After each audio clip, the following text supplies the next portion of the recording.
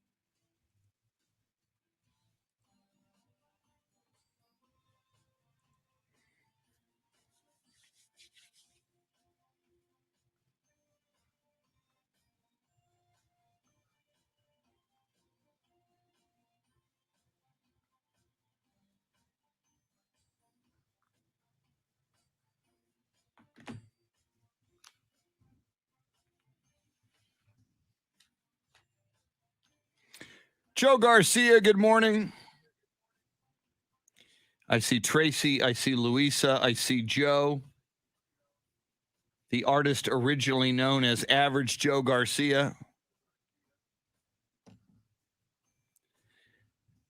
Yeah, Tracy, it is important, but like three things have to go the Cowboys' way, as you know, for them to move up. It's like doing a 3-team parlay on a bet. Steve Duraco, good morning. The original Rock, the original Italian Stallion. Anthony Del Toro, good morning. Welcome in.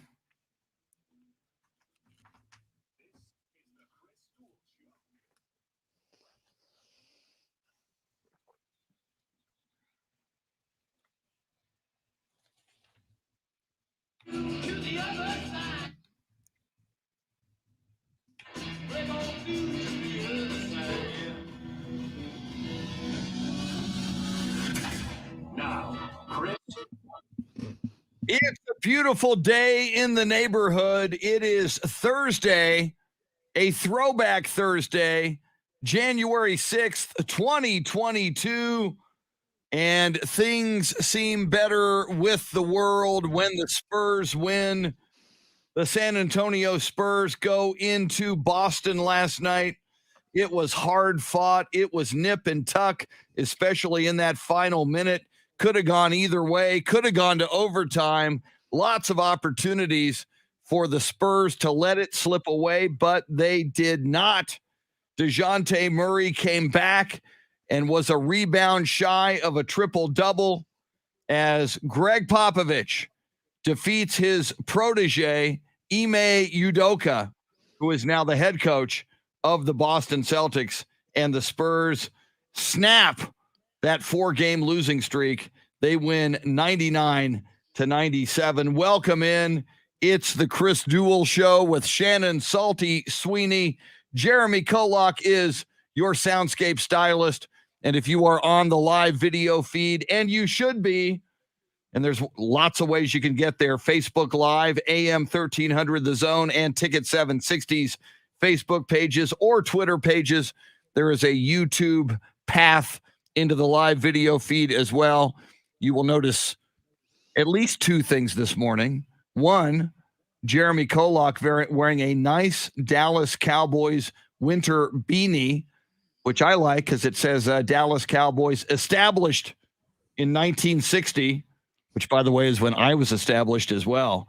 And Shannon Salty Sweeney, as previewed on her Twitter feed yesterday, is wearing her brand spanking new Torchy's Tacos t-shirt. Shannon, what is up? Good morning, sir. Yes, and it's all because of our wonderful listeners who were hating on Torchies, coming after me on social media. So I tweeted some love to Torchies, and they DM'd me, and here I am with a brand spanking new Torchies Tacos T-shirt. I know it's not Taco Tuesday, but I did get it yesterday, so I felt compelled to wear it today, and I think I look real good in it. Cool, you do. And they got you like a hat and some other swag as well, I saw from the photo. Yeah, a hat and then a really cool bottle opener in the shape of their little devil mascot. I'm all about it. Woo. I'm here for it. A devil mascot. Pastor Hagee won't be happy about that. And I must admit, and I'm embarrassed, and I'm going to rectify this eventually, and I know I keep saying this, I have yet to taste, sample, experience a Torchy's taco. Oh, man. That taco of the month right now is a pretty good one. I tried it earlier in the week. Really? In fact, in the previous tweet where people were coming after me about Torchy's, one of the complaints was, well, they don't have a ground beef taco. And Torchy's fired back with, you just wait and see. And now the taco of the month. It's like a spicy ground beef taco is pretty fantastic. Do suggest. Now, I hear Torchy's is pricey. Is that right? I hear they're expensive tacos. It's gone up in price. Is that right, or is that a fallacy? Since its birth.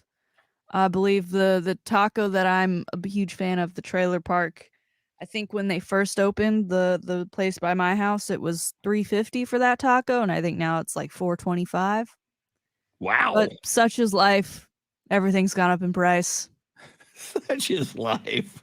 Just See, now what? Time out. Where we are. You clearly on this show regularly establish the fact you are quite frugal. You pay attention to money. You don't want to spend money in excess. A $4.25 taco, I can get a double meat, double cheese Whataburger for less than that. I mean, that's a taco priced higher than most fast food hamburgers, I would say. It's a gourmet outing to go to Torchy's Taco. Right. Yeah. You got to plan around it. You get what you pay for. Sometimes you got to pay a premium if you want. I'm the jury is still out on Torchy's tacos. I think part of the problem, and maybe some of the hate that you got, some taco hate, could have been from some San Antonio people, because the perception is Torchy's is Austin tacos. And I know there's been this weird little taco war / taco rivalry between San Antonio and Austin. And, my feeling has always been, Austin, you guys have the music and the culture. You're the music capital of Texas. San Antonio, we are the taco capital of Texas. So I've always kind of seen, and I'm open to changing my mind, I've kind of seen Torchy's tacos as kind of taco interlopers. And say, they came to San Antonio, but you're not from here. You're taco carpetbaggers. It has been the perception, I think. Isn't food the thing we all come together over? Isn't that where we break bread? I mean, we should just not when it comes to Whataburger and In-N-Out burgers, apparently. Well, okay, that aside, Whataburger people want to throw down. I think we shouldn't be so harsh about our taste in tacos. Either tastes good or it doesn't. Okay. Yeah, I'm cool with that. And Shannon, I think a corollary to our show mantra and adage, which is more football is good football. I think we could apply that to tacos. More tacos are good tacos, and Torchy's has decided to create more tacos and put more tacos into the taco universe. So, okay, now here, Lucinda Sullivan on the live video feed is suggesting, and I'm cool with it, a field trip to Torchy's. And I've mentioned we got a Torchy's near the San Antonio hub of this show. We have an Austin hub of this show where Shannon is, and a San Antonio hub of the show where I am and where Jeremy is. In a moment, we'll get Jeremy's thoughts on Torchy's tacos. So I am all for a Torchy's tacos field trip, especially if they're sending swag to Shannon. That's a good first step. That's a good first step in winning this show and our listeners over. That's a good thing. That's cool. All right, Jeremy. You're a San Antonio guy. Shannon clearly in Austin. Torchy's now in both locations. And I credit them for that. You know, we love high five. I'm trying to get a high five down in San Antonio. I'm willing to trade a Las Palapas to Austin for a high five. Jeremy, have you had Torchy's tacos yet? I have. Here we go. What I think people, specifically San Antonians, need to understand is that Torchy's is like a completely different category than your neighborhood taqueria, in my opinion. It's not, and even it's different than even like Las Palapas. Torchy's is good for its own thing. It's really good. The food's good. I don't know how anybody can argue that. It's good food. Even it might be overpriced a little bit. And if that's your reason for not going, then fine. But if you're telling me the food's not good, then you're lying to me, or you haven't had it, or you haven't had the queso, or like Shannon said, you haven't had the trailer park. Like, it's really good food, but it's not authentic Mexican food. It's not like your authentic tacos. It's their own twist on it. I don't understand why there needs to be a comparison to all of the great taquerias we have in town here and all the great Tex-Mex places and whatnot. I mean, it's its own thing. It's more Austin, but it's good food. So I don't understand why we want to shun it. You know what I mean? Because every time I go to I think we have 2 locations here, at least 2, one at the Rim and one at like closer to downtown, right? Like you've got Rim, you've got closer to downtown. You now have 1604 in between Blanco and 281, and I know there's one in Lincoln Heights. I've seen the one in Lincoln Heights as well. All I'm saying is every time it's not a place I go like once a week, and there's times where you can find me at Las Palapas, maybe one of Margie, that's our local place. But all I'm saying is every time I go into one of the locations, Torchy's, it's packed. It's packed because it's good food. That's all I'm saying. And packed in San Antonio. All right. There's that. I think Shannon and Jeremy, I think part of the little dynamic, I mentioned the Whataburger thing. People across Texas are so tribal about Whataburger because it's like, oh, this is mine. This is Texas. This is me. This is my team. This is my tribe. In and out sucks. That's why I get that all the time. I think in San Antonio it's kind of a similar thing. It's like, hey, tacos have existed in San Antonio since the missions were formed in the 1700s. So we like, it's part of our identity in San Antonio, and then all of a sudden, a few years ago, here comes Torchy's Tacos in the same way In-N-Out Burgers came to Texas. I think it's a similar thing. I think they don't want. I think people don't like change, and I think people have their team and their tribe, and that's what they want to settle on. Yeah, I agree, and it helps to build that love and affinity for places when they have swag, and we know Whataburger has plenty of swag. Torchy's now has swag, so I can rep the Torchy's. You can, I guess, rep your local taqueria if you favor them over a Torchy's, but I'm the one with the t-shirt today, guys. There you go. Yeah. Has your local taqueria ever given you a t-shirt, people? Come on. Right. Yeah. There's a lot of swag. Exactly. When it comes to a t-shirt. Well, Shannon, Jeremy, we got a lot to talk about this morning across the world of sports. Oh my God. From Micah Parsons being put on the COVID list. That's not good. Now he's extremely unlikely. I was listening to Brad Sham earlier this morning down the hall on 1200 WOAI out of San Antonio. They run the Brad Sham report. There's an outside chance, highly unlikely, an outside chance that Micah Parsons could play still Saturday night at Philadelphia. Don't bet on it. So his chance at getting Javon Curse's record for most sacks as a rookie is out the window. But again, if you're a Cowboys fan, why focus on that? You should focus on the playoffs where you failed ever since 1996, the last time the Cowboys won a Super Bowl 30 against the Pittsburgh Steelers. So we'll talk a lot of Dallas Cowboys. We'll talk NFL football. I mentioned the Spurs won last night. And Shannon, you are a Dallas Mavericks fan. but we forgive you for that. Last night, a big night for the Mavericks on a couple of levels up in Dallas at the American Airlines Center. Oh yeah, it was a huge night for Dirk and Mavericks fans. Amari Cooper, CeeDee Lamb were in the house for I guess to represent other Dallas teams. I was almost surprised Dak wasn't there just because Amari and CeeDee are there, but also considering like where we are with COVID and where Dallas is in, Yeah. closest to the playoffs, I kind of like that Dak wasn't there, and I'm kind of almost disappointed to see Amari and CeeDee Lamb, who've already been through the protocol, and I don't know if they have in their mind that like, oh, they can't go through it again when obviously you can. I felt like it was a little risky. I mean, I appreciate them supporting Dirk. I just am not a fan of the timing. As far as that ceremony, it was fantastic. Mark Cuban dressed to impress, wearing a t-shirt while everyone else was in suits. But luckily his t-shirt did display a picture of Dirk Nowitzki on draft day holding up that Mavs uniform. He also revealed a pretty epic statue, miniature version of a statue that's going to be put up outside of the arena of Dirk. It's his classic fadeaway. It's got like 3 balls, so it looks like it's in motion. It's pretty awesome. And I just think an emotional night for Mavs fans. Jason Kidd, obviously now the coach of the Mavs, was on that 2011 team to win a championship with Dirk Nowitzki. Asked if he'd be willing to sign for 10 days, and I wouldn't be mad about it if he changed his mind and said yes, because he said no last night.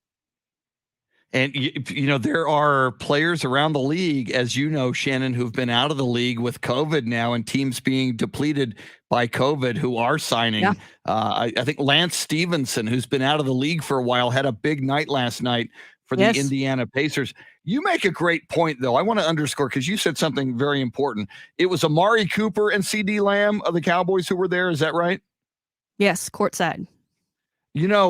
It's true. COVID is exploding everywhere. And on a day that the Cowboys learned that Micah Parsons is on the COVID list. We talked about this as far as the college football playoff. If I were Alabama, Georgia, Cincinnati, or Michigan, I would be sequestering my football team because these are the college football playoffs. And Shannon, I totally agree about Dak, and I am a little bit concerned about Amari Cooper and CeeDee Lamb. I know their heart was in the right place to honor Dirk Nowitzki last night, but going in public, going to an indoor arena, going within 6 feet of other people at this point when your one job is to go to the playoffs and win and advance in the playoffs, I agree with you. I got a bad feeling about Amari and CD hanging out in public. Yeah, and we learned yesterday Micah Parsons has been added to COVID protocol list, and this is week 18. We still have a regular season game. Cowboys are locked to go to the playoffs. But this kind of leads us to our question today of how should the Dallas Cowboys approach Saturday night's regular season finale at Philadelphia. You can head over to our Twitter pages, Ticket 716 AM 1300 The Zone, to vote. Go all out to win, play starters in the first half, or only play backups. Chris, given what last week's game looked like, I feel like the starters need to play together and have a kind of get right moment to have that momentum going into the playoffs, so they're not a one and done team. And at the same time, I think they've got to treat themselves better off the field. And if that means quarantining in your house, except when you're going to and from Dallas Cowboys facilities for training and whatnot, I'm okay with that too. And that's kind of why I was not upset, because they're grown men. They can make their own choices. But again, given what we know and Micah Parsons now being in that protocol, don't know how long he'll be there. We saw what happened when we were without Amari and CD during those games. I don't want that again. That's too much. Yeah, there's a lot. Absolutely. There's a lot to unpack. There's a lot to talk about regarding the state of the Dallas Cowboys and how they should approach this game Saturday night at Philadelphia, and how they should approach the playoff run right now with respect to COVID and hanging out in public like Amari Cooper and CeeDee Lamb did at the Mavericks game last night. We will get into that. We will talk all things NFL. The national championship game is getting closer. It is Monday. Alabama versus Georgia. We'll talk about that as well. We'll talk more NBA. Mavericks, their ceremony last night. The Spurs back on the winning track, defeating the Boston Celtics last night. Coming up, the high five play of the day, 7 o'clock hour, Shannon's Salty Shakedown, sports history, sports birthdays, and more. 8 o'clock hour, just after 8:30, Andy Everett, the voice of UTSA athletics. We'll talk all things sports, college football playoff, even golf with Andy Everett, and an international incident in Australia of sorts. The number one tennis player in the world, Novak Djokovic, in detention. He's being sequestered unwillingly by the Australian government. We'll get into that and a whole lot more. She's Shannon Salty Sweeney, Jeremy KOLOK, who is cool with Torchy's tacos, making the show go on a Throwback Thursday. Thanks for hanging out with us till 9 on the Chris Duel Show.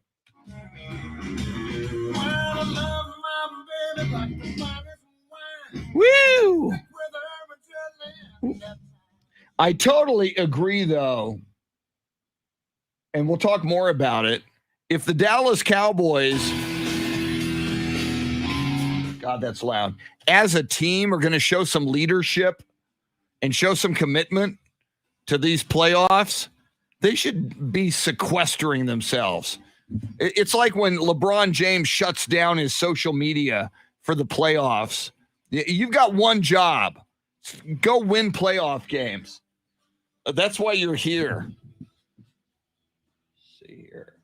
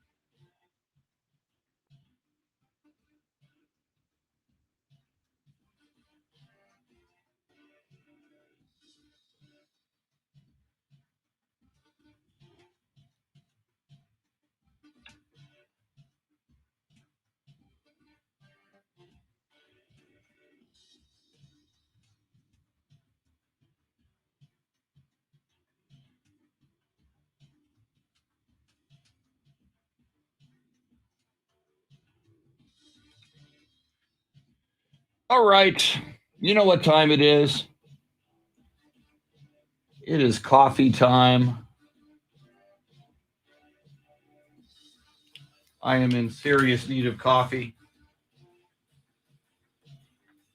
Coffee, it's the wonder drug that works wonders. I'm a coffee achiever. That's a reference to a 1980s commercial. And they had David Bowie and Ken Anderson, then the quarterback of the Cincinnati Bengals, drinking coffee because they were coffee achievers. That was pre-Starbucks, when coffee was not selling well in America. And the coffee lobby wanted people to drink more coffee. Can you imagine that? I'll be back with hot coffee. Yeah!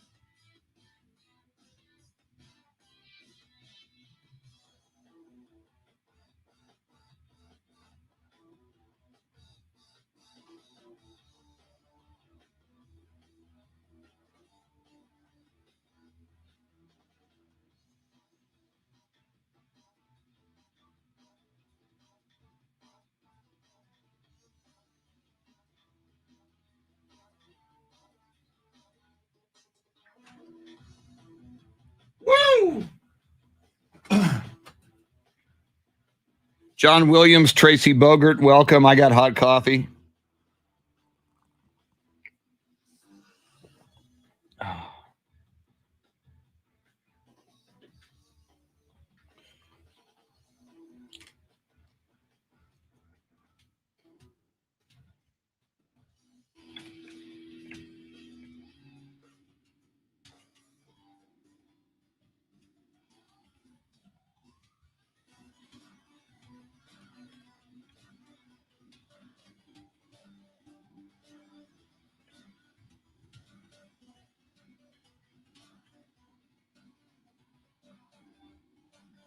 All right. I need to edit some spots this morning, which is always fun. Nothing like multitasking. I'm coming off back-to-back Spurs nights and back-to-back work an hour early. I know, first world problems on WOAI, which means I am sleep deprived. So if I sing punchier than usual, that's what I need. All right, now, these are about 3 seconds too long. Correct. Let's do this.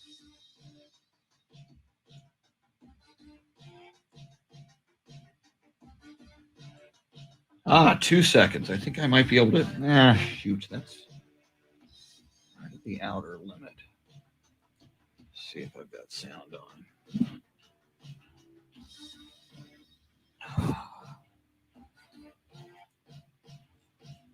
I gotta kill 2 seconds. Chris here. It's the new year. Is this the year that you get that big diamond from Diamonds Direct? Maybe you're gonna pop the question, celebrate a milestone anniversary, or maybe you want to upgrade to a bigger diamond. Well, Diamonds Direct is ready for you. They have worldwide connections with diamond cutters on all parts of the globe.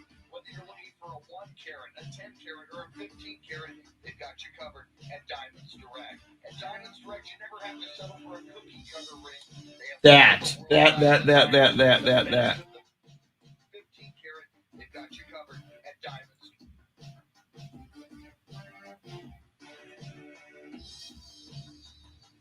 At Diamonds Direct.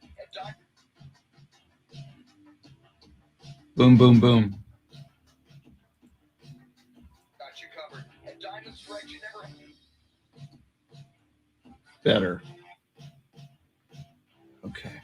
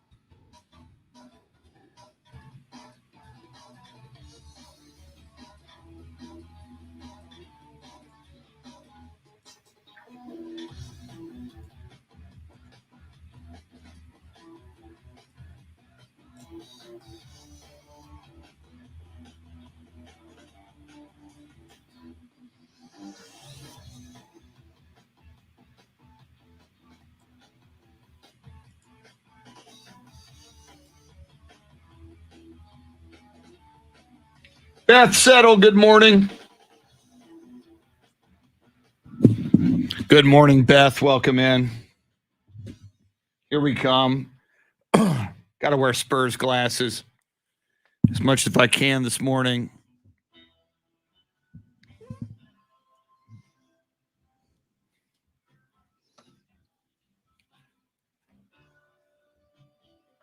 Let's get back to the Chris Duel Show with Shannon Salty Sweeney. Find Chris and Salty on Twitter at Chris Duel and at Shannon B. Sweeney. Little Pink Floyd for you in the morning. Don't play nearly enough Pink Floyd on this show. Jeremy KOLOK, musically wise beyond his years at age 23, rocking the free world. Welcome in, Chris Duel Show with Shannon Salty Sweeney on a beautiful morning. Why is it beautiful? Because the Spurs won last night.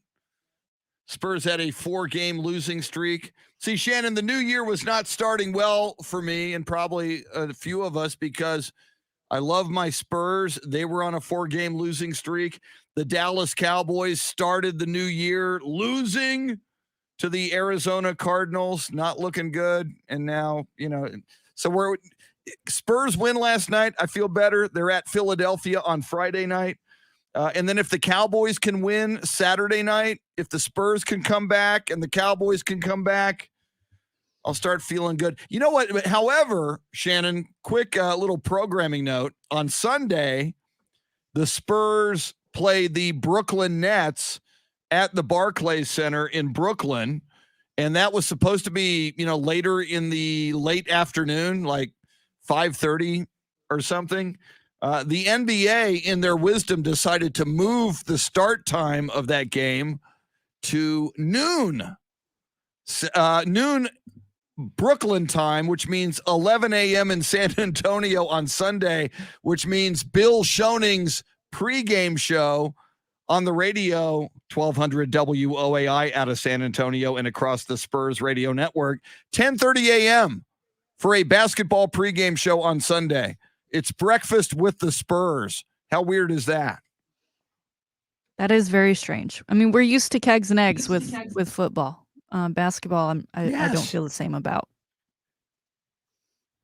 And again, you're right. Even though the Cowboys play on Saturday night, that will still be a big NFL day on Sunday. So I'm still in NFL Sunday football mode. And Spurs Brooklyn, 10:30 a.m. pregame.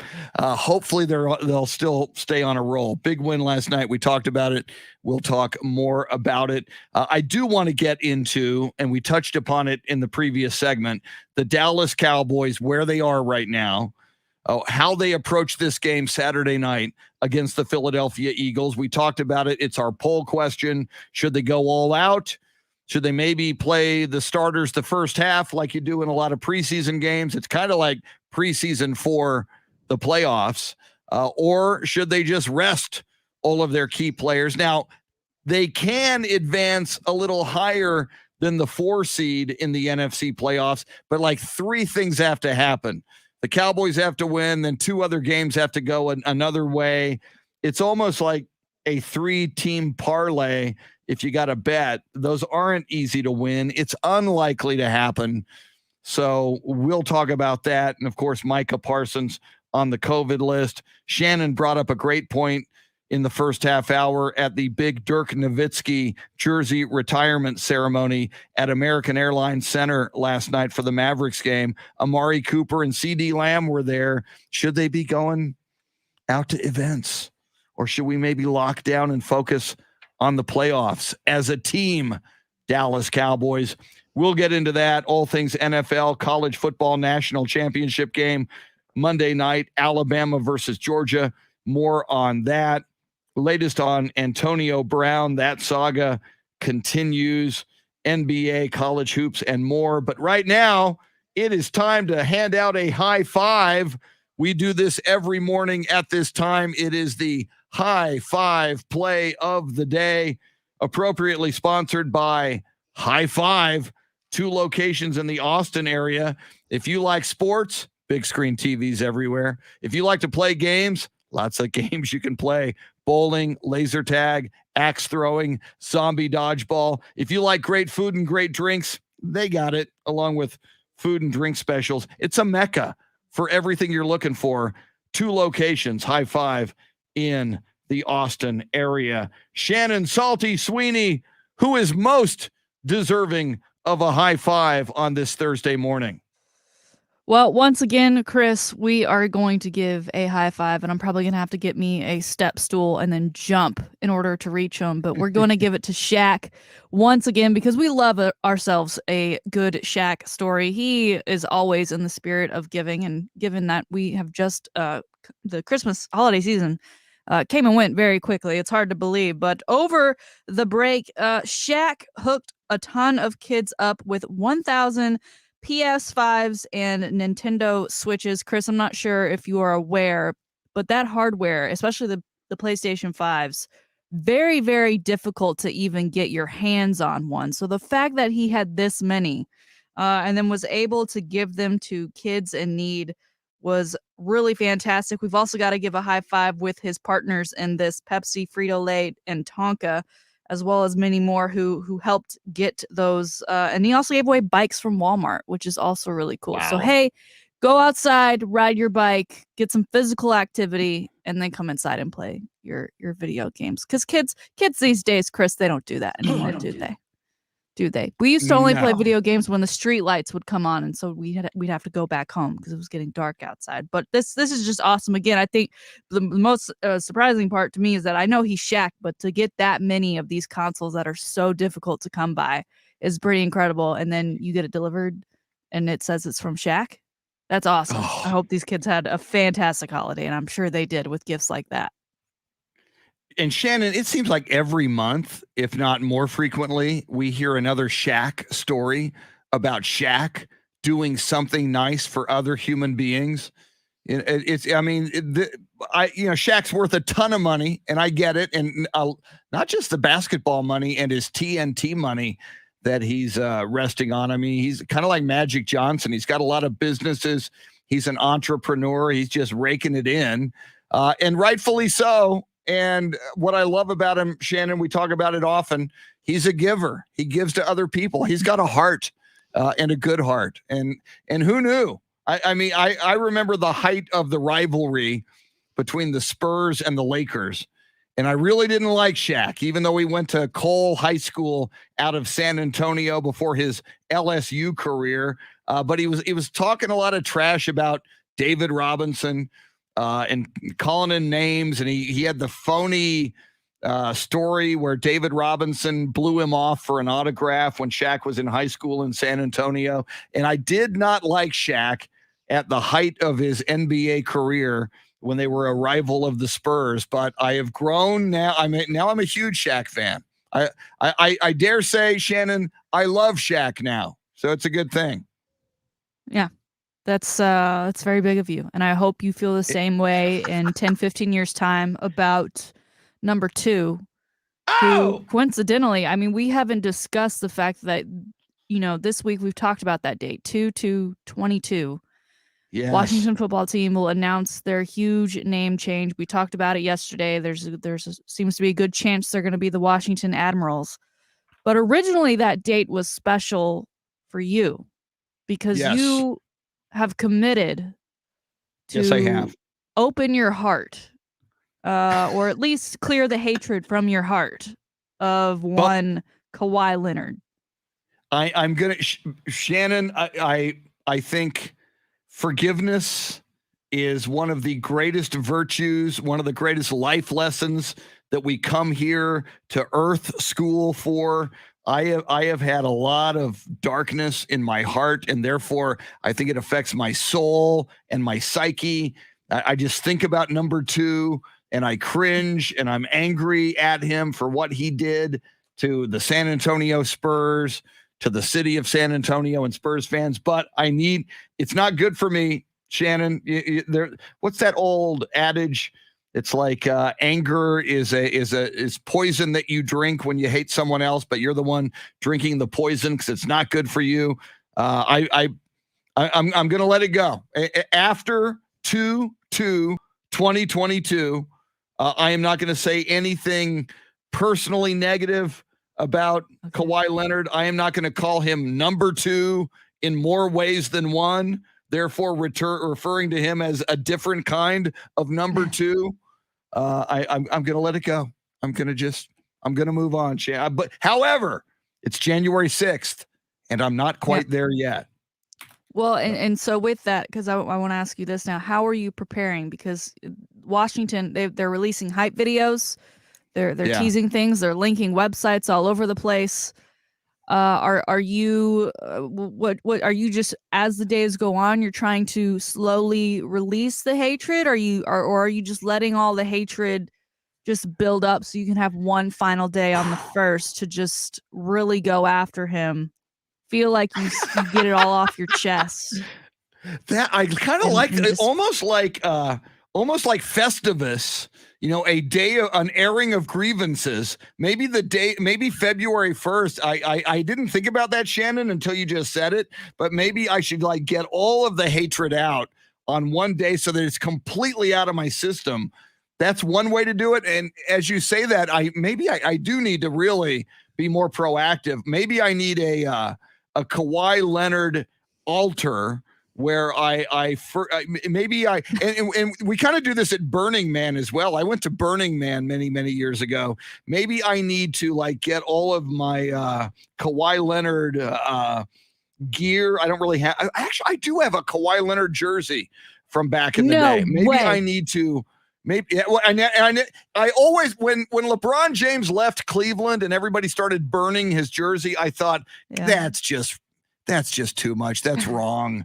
But I think also you can kind of burn things to kind of release them into the ethers and say goodbye to them. Maybe I'll have a ceremonial on the 1st of February burning of all things Kawhi, and not in a bad way, not in a I hate you way, but in a way to just release it all and transmute it from the physical and material realm into air and space and the universe, and say goodbye to all that hatred. I like it, though. You're making me think about these things. Yeah. I mean, we do, for some quality show content, maybe on the 1st, you do some sort of manifest. You just air out those grievances, say what you need to say, get it off your chest. It's out there for the world to hear, for you to go back to in time, for those moments when you think, oh, wait, he's getting under my skin again. Let me go listen to myself. Let me go hear my own words of wisdom. Some psychologists recommend primal screaming. Like if you've had issues with your parents or with another spouse, you've been through a breakup, that, sometimes you need to go into a corner and just scream. Maybe I'll on the 1st as well. And I'll back away from the microphone for that because that could be rough. But maybe it's time for some primal screaming as well. But I swear to God, Shannon, after 2022, I'm done. It's not good for me, and it's not. And I talk about it on the radio. People don't need to hear that. I'm seeing Marcus Valdespino. I'll put it up on the screen on the live video feed. Marcus, and I know Marcus. Marcus used to work at this radio station.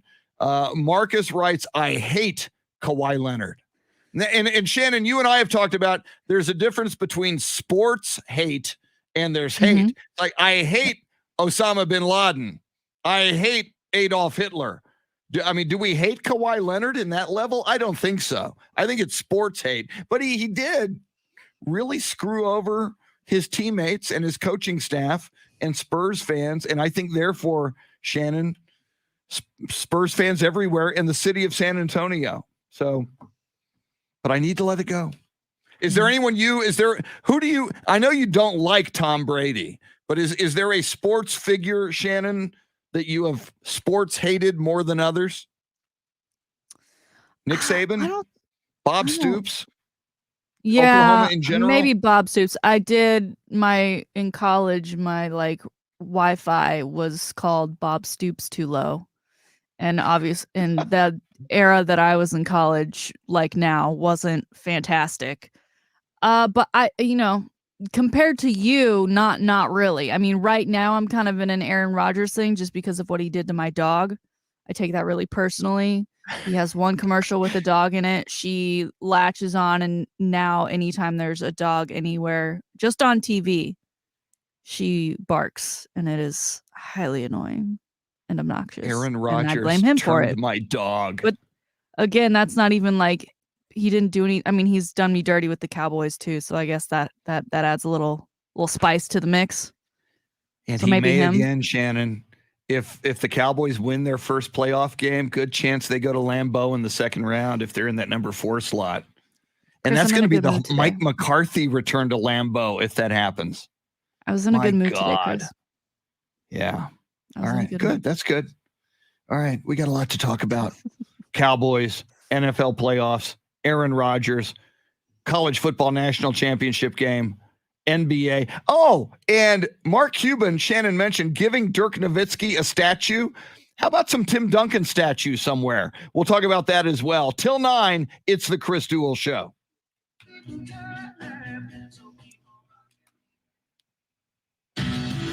Yeah, see, maybe I'm alone. Wes Perkins says, "You're a better man than me. The deuce will remain the deuce now and forever." I mean, on that level, at least he is number 2. That turns out to be appropriate on that level.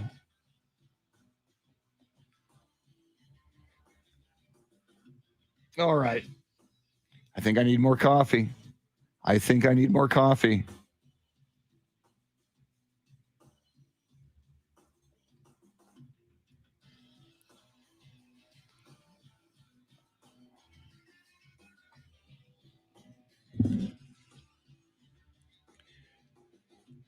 John Williams says the real villain is the mailman, Karl Malone. When he elbowed David Robinson in the head and knocked David went out cold for a moment, elbowed at the free throw line. They're getting in position for a rebound after a free throw. Karl Malone, full force of his freaking elbows David Robinson in the head. Could have killed him. Yeah, for a long time, I was not digging on Karl Malone. I will tell you that. Wow. Maybe I'm alone on this forgiveness of Kawhi Leonard thing. I'm getting coffee. I'll be back in a sec.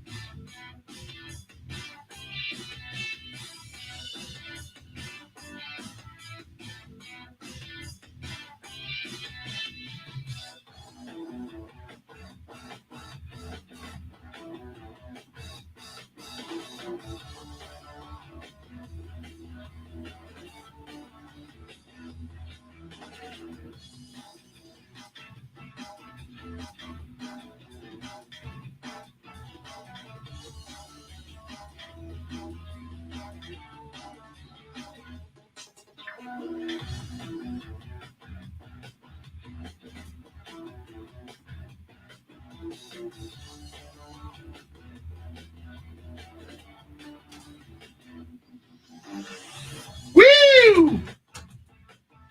Woo! Wes, to answer that question, I don't think so. I don't think the Spurs ever honor him. The way he left was so dishonorable.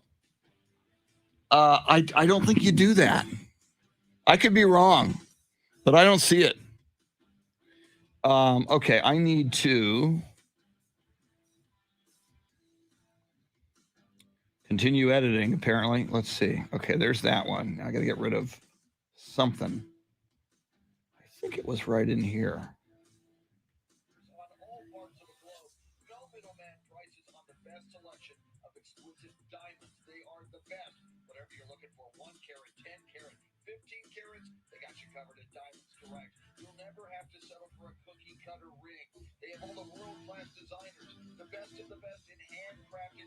Let's do that. See if that works. You'll never have to settle for a cookie cutter ring. They have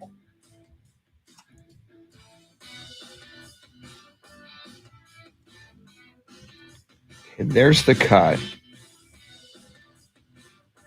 15 carats, they got you covered in diamonds direct. They have all the world-class designers, the best of the best in it. Beautiful. Okay.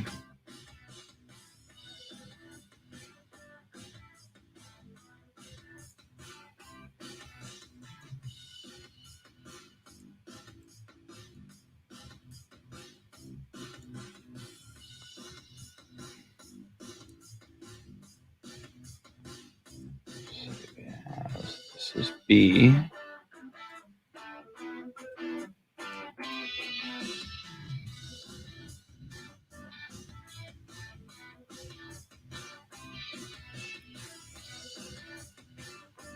One more. 4 seconds. I think.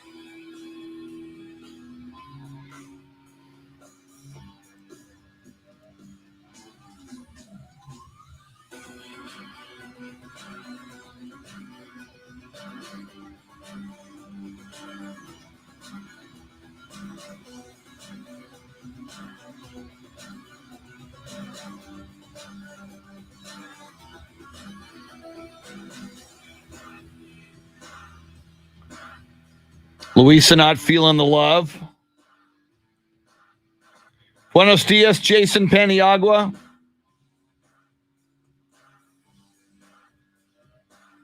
Worldwide connection with diamond cutters on all parts of the globe. No middleman prices on the best selection of exquisite diamonds. Whether you're looking for 1 carat or 10 carat or 15 carat, they got you covered.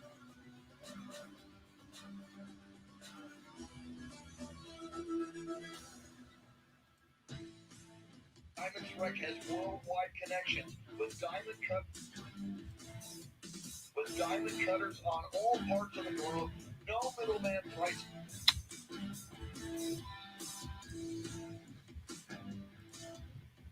Direct is ready for you, Chris here. Diamond Direct is ready for you, Chris here. Diamond Direct has worldwide connection with diamond cutters on all parts of the globe. No middleman prices on the best selection of exquisite diamonds. Whether you're looking for... Okay, that's at 12. Diamond Direct has worldwide connection with diamond cutters on all parts of the globe. No middleman prices on the best selection of exquisite diamonds. Diamond Direct has worldwide connection with diamond cutters on all parts of the globe. No middleman prices on...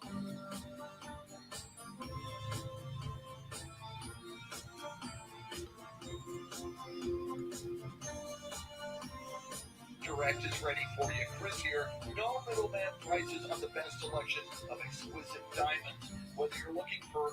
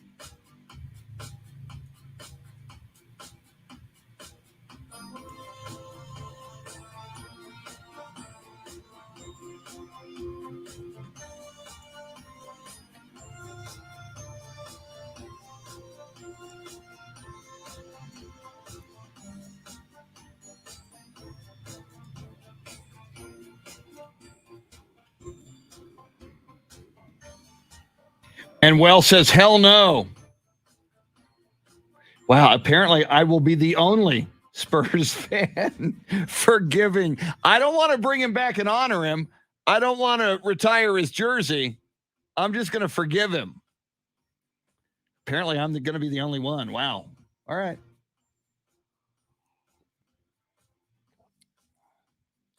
Okay, now I need... Where did this come from?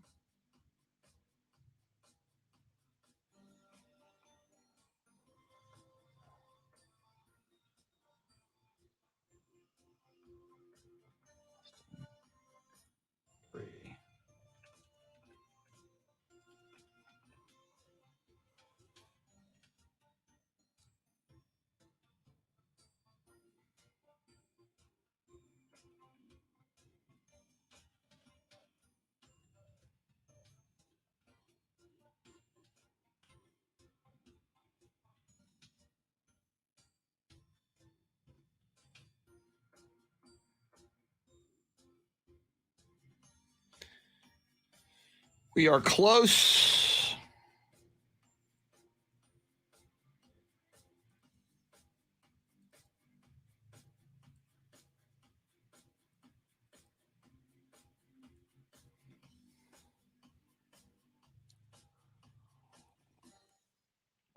And here we come. The 7 o'clock hour. This is the Chris Duel Show.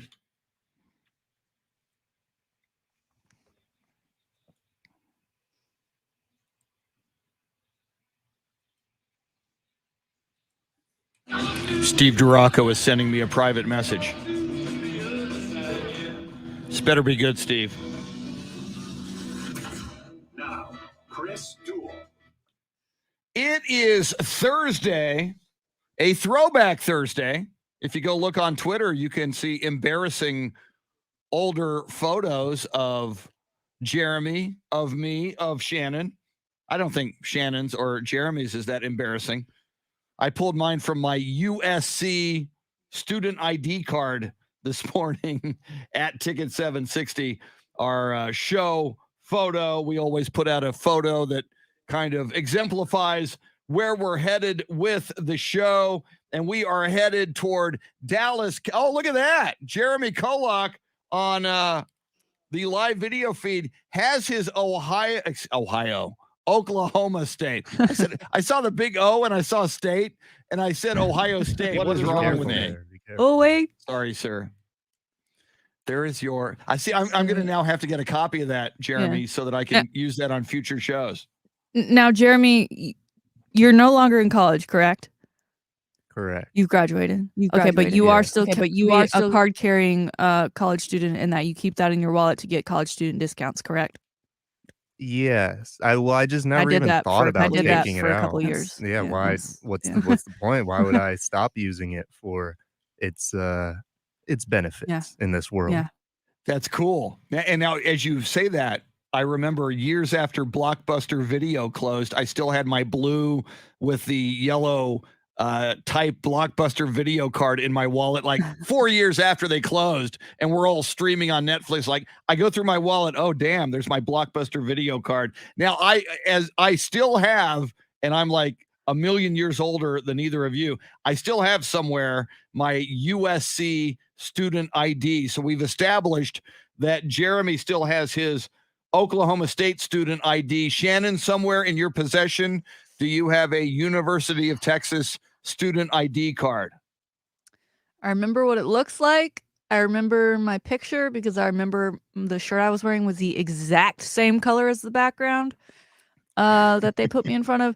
I don't know that I still have it. I feel like I brought it with me on a couple family trips when we go to Europe because we love doing museums and things like that. And they do discounts over there too for students, right? You're a student, that is your ticket is a college ID. And if you looked at the picture today, the picture that Chris posted of me is 11 years old and I look the same. So 11 years older and I look the same. Yes. I could get away with it if I could find it. Which is nice. I mean, that as the years go by, when I was, when I was like, I remember drinking age was 18 when I was growing up. So when we were in high school, and I went to Holmes High School in San Antonio. So when we were 16, we all got fake IDs so we could go to bars or we could go buy beer. I'm not proud of that, but it's the way it was. It was the 70s. But when I was 16 and 18, I looked 13. And when I was 21 and they changed drinking age, I looked 16. And when I was 30, I looked about 23. So, yeah, as you get older, when you look a little younger than you really are, that actually comes in. When you're younger, it's like, hey, man, why are you carding me? I'm 22. Come on. And then later on in life, you go, thank you. Thank you for that. I appreciate it. Lots to talk about this morning. Shannon, among the things I want to talk about this morning, and oh, by the way, a little bit later, Shannon's Salty Shakedown just after 7:30. You don't want to miss that. You will be enlightened. You will laugh, you will cry, and you won't even kiss $4.50 goodbye for a Torchy's taco. It's free. Whereas Torchy's is going to hit you up $450, not $4.50. Maybe they will. If it's a big party of 10. $4.50 for that trailer park taco. The Salty Shakedown is free. You can't beat that. Sports history, sports birthdays. Andy Everett going to join us after 8:30. Lots to talk about with him. I do want to bring this up, Shannon. You mentioned, we talked about in the last hour, big ceremony in Dallas last night at the American Airlines Center, where, first of all, the Dallas Mavericks beat the team with the best record in the NBA last night, the Golden State Warriors. So they are to be commended for that. Final score, Mavericks 99, Warriors 82. Luka Doncic, a big night as always for him, 26 points, 7 rebounds, 8 assists. And that's the other thing. If you're going to honor one of your greats, and last night was Dirk Nowitzki night at the Mavericks game, you need to win that game. So, and they did. So, the couple of things. Number one, whenever the Spurs do a jersey retirement, Shannon, it's usually against a crappy team. Not because the Spurs have a better chance of beating that crappy team, because they want to sell tickets. I remember when it was Manu Ginobili jersey retire night a couple of years ago, it was against the Cleveland Cavaliers. Now, Cleveland has a winning record this season, but a couple of years ago, they were really bad right after LeBron James left them. So it was like, all right, you want to see the Manu Ginobili jersey retirement ceremony, you're going to have to buy tickets to see the Cleveland Cavaliers game. So it's smart. It's marketing. You want to sell tickets. I get it. But as you mentioned, Shannon, Mark Cuban proclaimed and displayed a miniature replica of what will become the Dirk Nowitzki statue in Dallas. I'm presuming they're going to put it out in front of American Airlines Center, to which I pose the question, where's the Tim Duncan statue? Where's the David Robinson statue? Where's the Iceman George Gervin statue in San Antonio? I'm a little bummed out, Shannon, that we don't have statues of these Spurs greats in San Antonio. Yeah, that's pretty interesting. Or like the big three, like all together. Why something like that has yet to be done. I don't, obviously Mark Cuban being the billionaire that he is, and he loves attention, and also he loves to give attention to those that he cares about and that are in his circle. So I think he's the one who's commissioned this for Dirk. I don't know, maybe San Antonio needs to get some group going to help and commission something for your stars. But I don't know why. They deserve it for sure. I mean, they've got the jersey retirements. They've got all of those championships. They continue to give back to that organization. Dirk now has the street. He's going to get the statue. And Mark Cuban even said it'll be at this stadium. It'll be at the next stadium. It'll be at the stadium after that. It's going to it will travel well. So yeah, I'm not sure. Maybe them doing this will spark something in the minds of Spurs ownership to say, hey, maybe we should give back to our greats. I mean, Tony Parker, is he moving out of San Antonio? We talked about his house being for sale. I mean, Yeah. what are you going to do to keep him around? It's a great question. Build a statue. I mean, as we know, like Taro Kotani, Tony Parker is an international man of mystery. And we know he owns a basketball team in France. So it might be harder to keep him here. I think part of it for the Spurs, and I hope they change their position on statues. I think part of it is the Spurs culture under Pop. It's like, get over yourself. I mean, that's one of the mantras for players and that team. You know, in the Tim Duncan era, it was like, get over yourself. Yeah, I'm Tim Duncan. Yeah, you're Manu. Yeah, I'm Tony. But we're all about the team. So get over yourself. But I really think, and Tim, not about ego. I mean, I think they were lucky to drag him to the ceremony for the induction into the Naismith Memorial Basketball Hall of Fame. Pop could have gone into the Hall of Fame for many years now, and he has declined for years. For a long time, Pop said, I'll go in when Timmy goes in, and still he hasn't gone in. So I think part of the reason you don't see statues is kind of the culture of these guys. Yeah. But I think you got the Tom Landry statue, and you talk about the Dirk statue will travel. That Tom Landry statue was first in front of Texas Stadium, and then they moved it now to AT&T Stadium. You've got the Michael Jordan statue at the United Center in Chicago. You've got Magic Johnson, Kareem Abdul-Jabbar, and others in front of the Crypto.com arena now in LA. At Levi Stadium in Santa Clara, you've got the catch, Joe Montana to Dwight Clark. I think when you've got great superstar transcendent athletes who meant a lot to your franchise and your city, and Dirk Nowitzki did, I think you build statues, and I wish San Antonio would do that. Yeah. I have a thought now that you mentioned culture, and specifically Coach Pop, and you mentioned the Hall of Fame where he's like, until I'm done coaching, that I'm not gonna do that. Maybe there's a plan in place to have this giant statue with all four of those guys. So you would include Pop, but because of the culture and because it's Pop, you can't do that while he's still the coach. He won't allow it. He's not okay with it. Great point. Yeah. I mean, I hope they do that. And for Pop, and you can also say this about David Robinson, and you can say this about Tim Duncan. If these guys were never here in San Antonio, I don't think the franchise would be here anymore. There's been a couple of times that there's been a big push by outside millionaires, but approaching billionaires, who wanted to buy this team and move it. The Maloof brothers, who later bought the Sacramento Kings, were wanting to buy the Spurs at one point in the late 90s. And of course they said, we'll never move we'll be loyal to San Antonio. Good luck with that.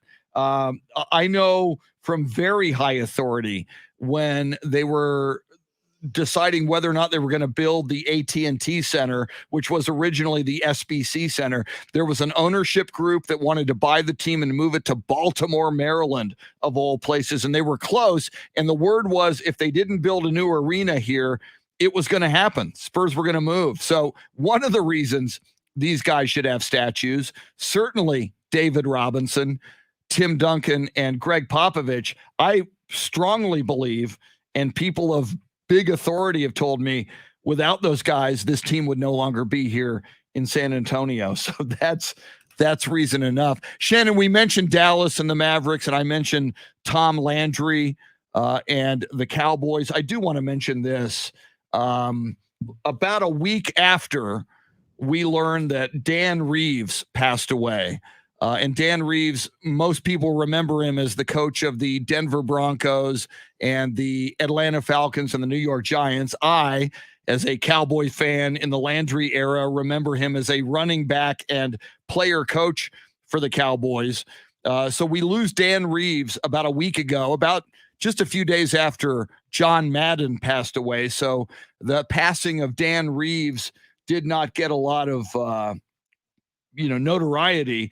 And my friend Steve Duraco, who like me is a big Cowboys fan dating back to the Landry era, he said, make sure you talk about this morning, and we will. Shannon, we lost another Dallas Cowboys great, who was a Landry era Dallas Cowboy, who, like Dan Reeves, who played running back and was the holder on kicks for Mike Clark, the kicker, in the Cowboys' first Super Bowl championship season, 71-72. You lose Dan Reeves last week, another starter on that first Super Bowl team for the Cowboys, offensive tackle Ralph Neely passed away, number 73. We found that out yesterday. He apparently he passed away within the past week. We don't know the specific day, but Ralph Neely played with the Dallas Cowboys from 1965 to 1977. He was an All-Pro 4 times. Went to the Pro Bowl a couple of times, was on the All-Decade team. Actually, he was on both of the Super Bowl winning teams under Tom Landry, Super Bowl 6 and Super Bowl 12, originally from Little Rock, Arkansas. He was born in 1978. He went to Oklahoma, Shannon, but we forgive him. We like him anyway. Our sadness, our thoughts with the family and friends of Ralph Neely. And for those of us who are old enough, get off my lawn, to have seen him play, it's sad to see him go. Ralph Neely, offensive tackle of the Dallas Cowboys, who could have, and I would say should have, arguably been in that Pro Football Hall of Fame. He was on the NFL 1960s All-Decade team. I believe he's got the credentials to be in the Pro Football Hall of Fame. Ralph Neely has passed away. Sorry to see him go.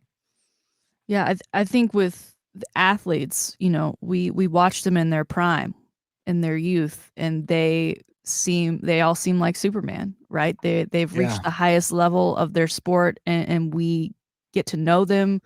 Even now with social media, we feel more connected than ever to a lot of these players and even celebrities. And then when they pass, because of luck, it seems like old age, maybe. I mean, he was, I think, 78. 78, I think, yeah. 78, yeah. So it's just, I think it's hard for people to wrap their minds around, because they think back on those memories of them being as dominant in their field, and in this case, him being a champion, and as you mentioned, an all-decade team guy. That's pretty incredible. So prayers to his family, and yeah, I'm. Do you think it's a home game this weekend, right? We're gonna do some remembrance. It's at Cowboys? Philly, at Philly on Saturday night. But yeah, you make a great point. So the next week, certainly at home, I'm sure they'll honor him and Dan Reeves. I think they did honor Dan Reeves this past week. So I think they'll certainly but here's what, Shannon, and you and Jeremy are in your 20s. So you got a long way until you ever experience this. But I was, 11 years old when I watched. I remember it's still, and I was such a freak. There was no video, DVRs, VCRs. I still have Super Bowl 6, the Cowboys' first ever Super Bowl. They beat the Miami Dolphins 24-3. January 16th, 1972. And I'm an 11-year-old kid. So to preserve the game, I had my cassette recorder. I still have the plastic cassette tapes from that day recording. Afterwards, I played it again and again and again and again just to listen to it. But so I watched that game, and so many of those Cowboys, Tom Landry, obviously gone. Bob Hayes at wide receiver, gone. Ralph Neely now gone. Herb Adderley gone. So many of those Dallas Cowboys who played on that game that I watched, and it was so big because it was the Cowboys' first ever championship. You realize how old you're getting when these were your heroes, when you were a kid and watched these guys play, and in this case, win Super Bowl 6, the Cowboys' first Super Bowl ever. And Dan Reeves, and it seems like every time I turn around, we're losing another great Tom Landry era Dallas Cowboy. It's just amazing to see the passage of time, to have seen these players like Ralph Neely play in their prime and then grow old and then pass away. It's stunning. You're right. I am in my 20s. About to go into my last year of my 20s. Yeah. I'm not. When you're old like me, you're going to go, I remember back like in the 2020s when Chris told me what it would feel like when all of my sports heroes started passing away. And now I know what it feels like. And now it's 2061 and now I get it. Yeah. I mean, like retirement though kind of has the same feeling, right? Like you think about the people at the top of their game now, like the Tom Brady's, the LeBron James, the Serena Williams, Tiger Woods. Will he come back? Will he because I got to watch those people in their prime, and I feel like retirement. Yeah. I'm not trying to say retirement is death, but in a sense, it's a sports death, right? Yeah. So I don't know. Well, and Dirk Nowitzki. I'm starting to get that. I'm old enough to do that. Yeah. Exactly. And they retired jerseys. It's like the whole Tim Duncan, Manu Tony thing. As Spurs fans, if you're old enough, you saw all of their careers. You saw them come in as rookies, and then you saw them age, and then you saw the thing. Oh, Tim's turning 40. How much longer is he going to play? Manu's turning 40, and when that career, and you're a Mavericks fan, Dirk Nowitzki's career has come to an end, and then you see their retirement ceremony and you remember them either as a rookie or a young player. My gosh, it's just time flies, and one of the ways we mark the time is through sports. So there's that. Lots more we are going to get to this morning. I do want to get into, and we'll do it coming up, Antonio Brown, his account of what happened on the sideline with Bucks coach Bruce Arians, different than that of Tampa Bay Bucks coach Bruce Arians. We will talk about that. There's some Aaron Rodgers news. Kyrie Irving returns for the Brooklyn Nets. His first game this season with the Brooklyn Nets. How did that go? And I do want to talk about Novak Djokovic, the number one tennis player in the world, is being held in detention in Australia over his vaccination status and his not being vaccinated. It's almost becoming an international incident down under. It's a big deal. We'll talk about that. Some Beatles for you as we go to break. Coming up, Shannon's Salty Shakedown, sports history, sports birthdays, and more. 8 o'clock hour, among other things, the voice of UTSA athletics, Andy Everett. We'll talk all things college sports, golf, and more with Andy. Shannon Salty Sweeney, Jeremy KOLOK, who is a card-carrying forever student at Oklahoma State. We'll be with you till 9 o'clock. Thanks for hanging out with us on the Chris Duel Show.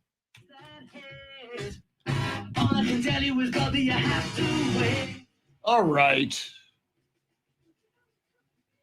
Ralph Neely actually did not play in Super Bowl VI because he was in a motorcycle accident. So they got Tony Licio, who was a retired offensive tackle, to come back in his place. All right. Got to do something real quick here.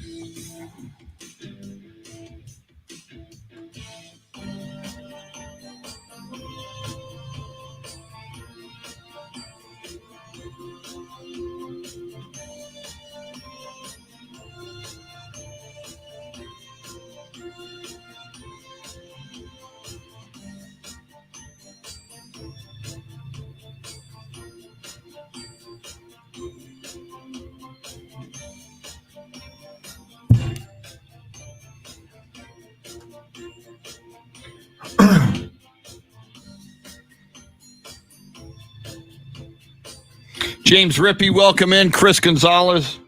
I think I have. I used my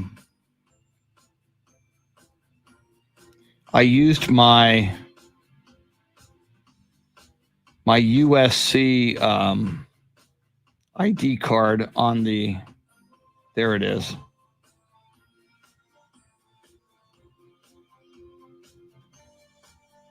There's my USC ID card. That is probably about 1982, I think. So, yeah. Woo!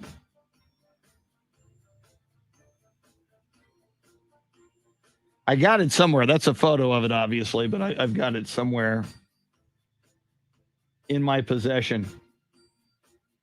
Wonder if I could still get student discounts.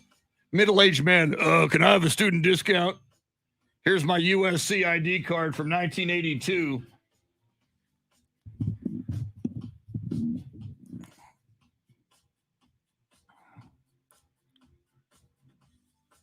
All right, now James Rippey, in addition, and this will be debatable, James. It's a great debate, though. Thank you, Jason. Very Animal House. I appreciate the reference. Eric Stratton, Rush chairman. Damn glad to meet you. Thank you. James Rippey says not only a Tim, Tony, Manu, David, and Iceman statue, but James says an Avery Johnson, Sean Elliott, and Bruce Bowen statue, or at least busts or plaques like Yankee Stadium. Yeah, we need something. I like statues.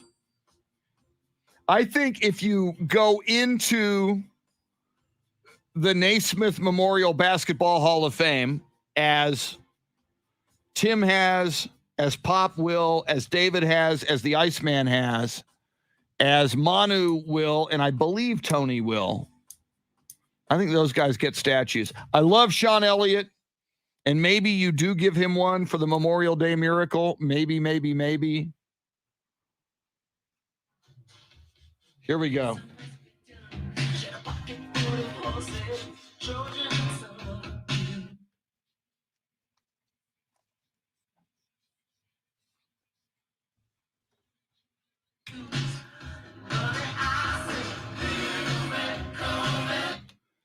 Gotta love Prince.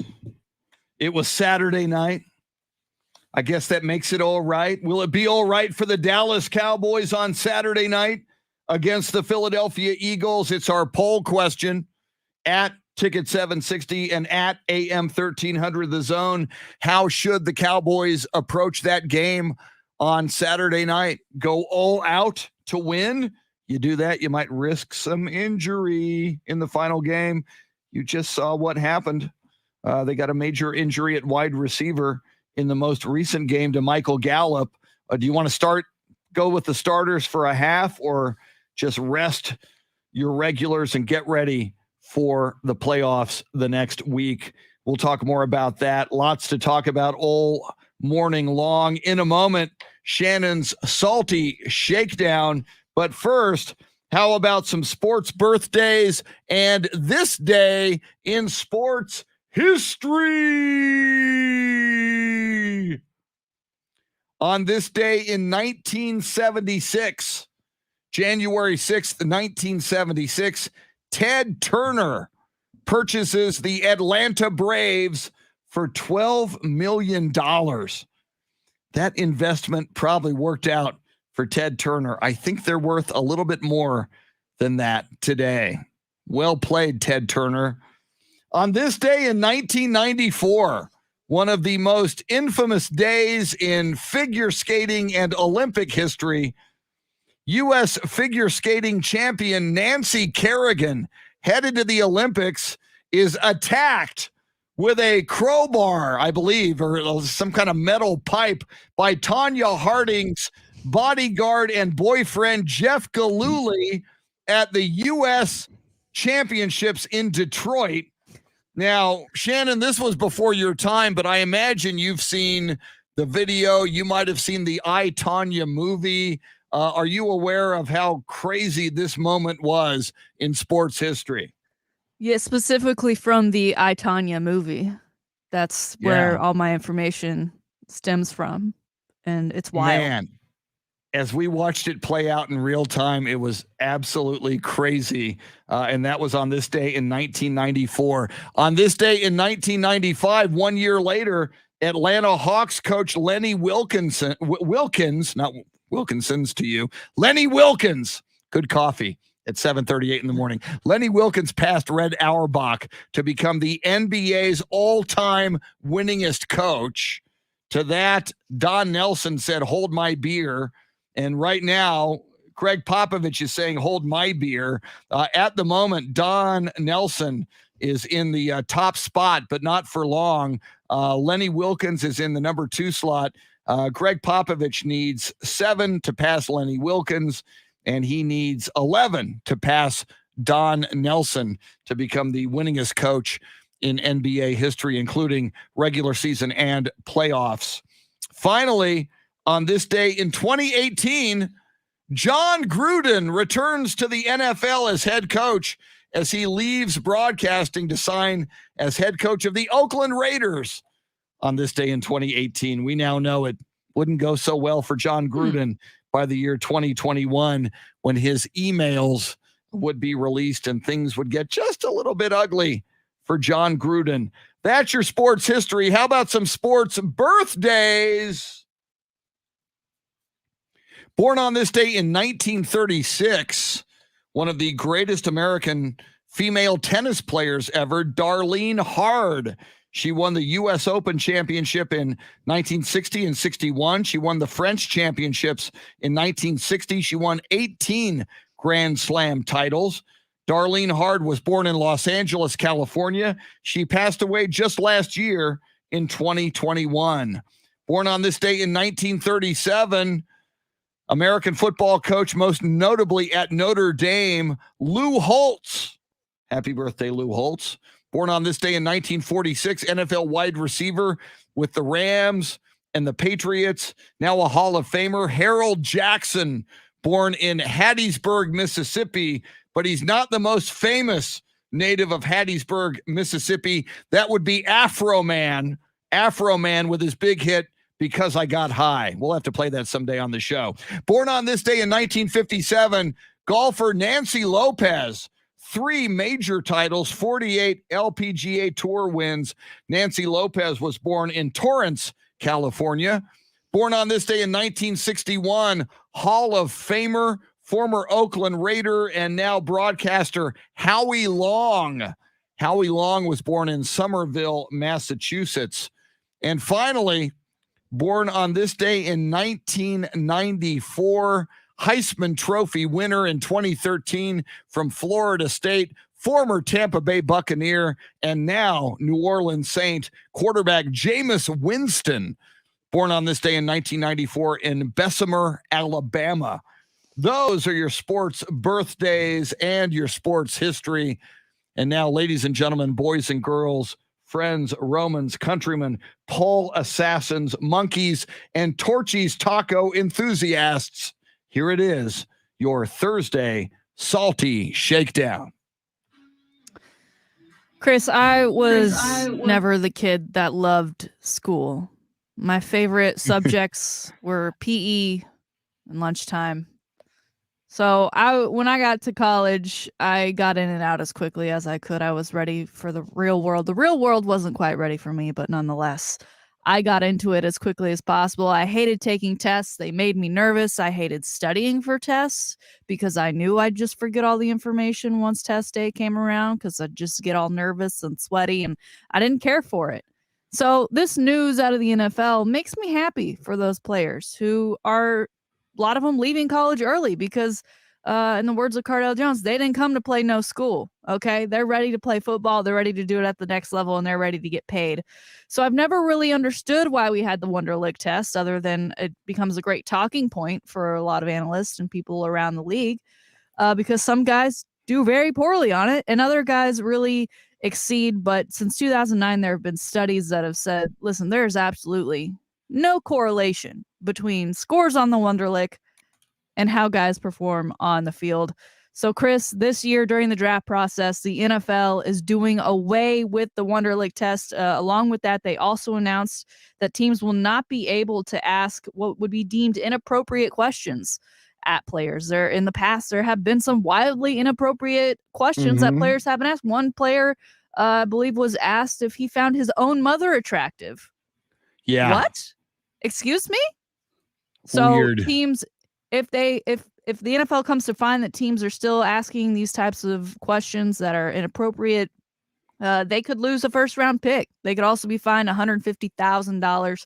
Changes coming to the NFL draft and the process. I'm happy for these players that they don't have to worry about taking a multiple-choice test when they get there. They can just focus on the athletic side of things and their interviews, which hopefully are all well and normal. Chris, your thoughts on the Wonderlic? Yeah, and as you mentioned, there have been just crazy questions like, do you find your mom attractive and things like that over the years. And I would imagine after all of these years, they can now correlate. You look at players who have had great careers. How did they do on the Wonderlic versus other players? So there's a lot of data now where they can probably see that there are probably not good correlations between, and we feel this way. I agree with you on standardized testing for college and elsewhere. Different people perform differently and have different aptitudes either on or off the field versus standardized, weird, in this case, testing. I agree with you. It's weird. I also, though, I think each NFL, you're going to invest so much money into these players. I think if you do want to ask them a weird question in screening them, I think you probably have the right to do that. I mean, obviously, you don't want to get weird or too weird or like a question like, do you find your mom attractive?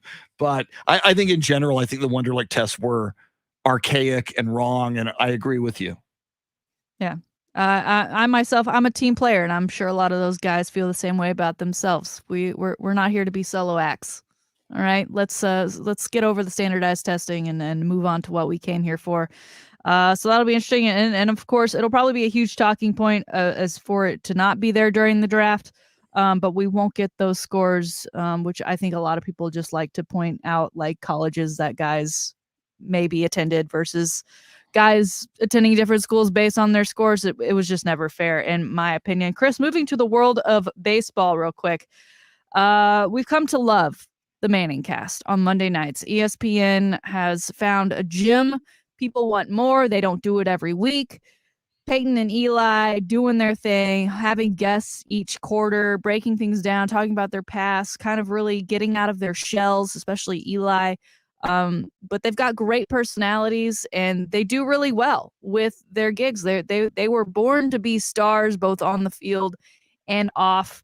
I think people are already looking forward to what next season might hold for them and that cast. And ESPN, they love the numbers they're seeing with this cast. So they are now wanting to do the same thing, but for the MLB.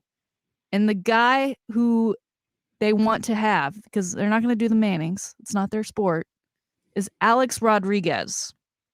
And sir, I don't know much about him other than that he was kind of a controversial guy when he played. He dated and was engaged to J-Lo for a very long time, which was a big deal. It was a big deal when they broke up, I think, just last year. But I've never known him to be an interesting or entertaining guy, even when I have seen him in the postseason talking baseball after the games.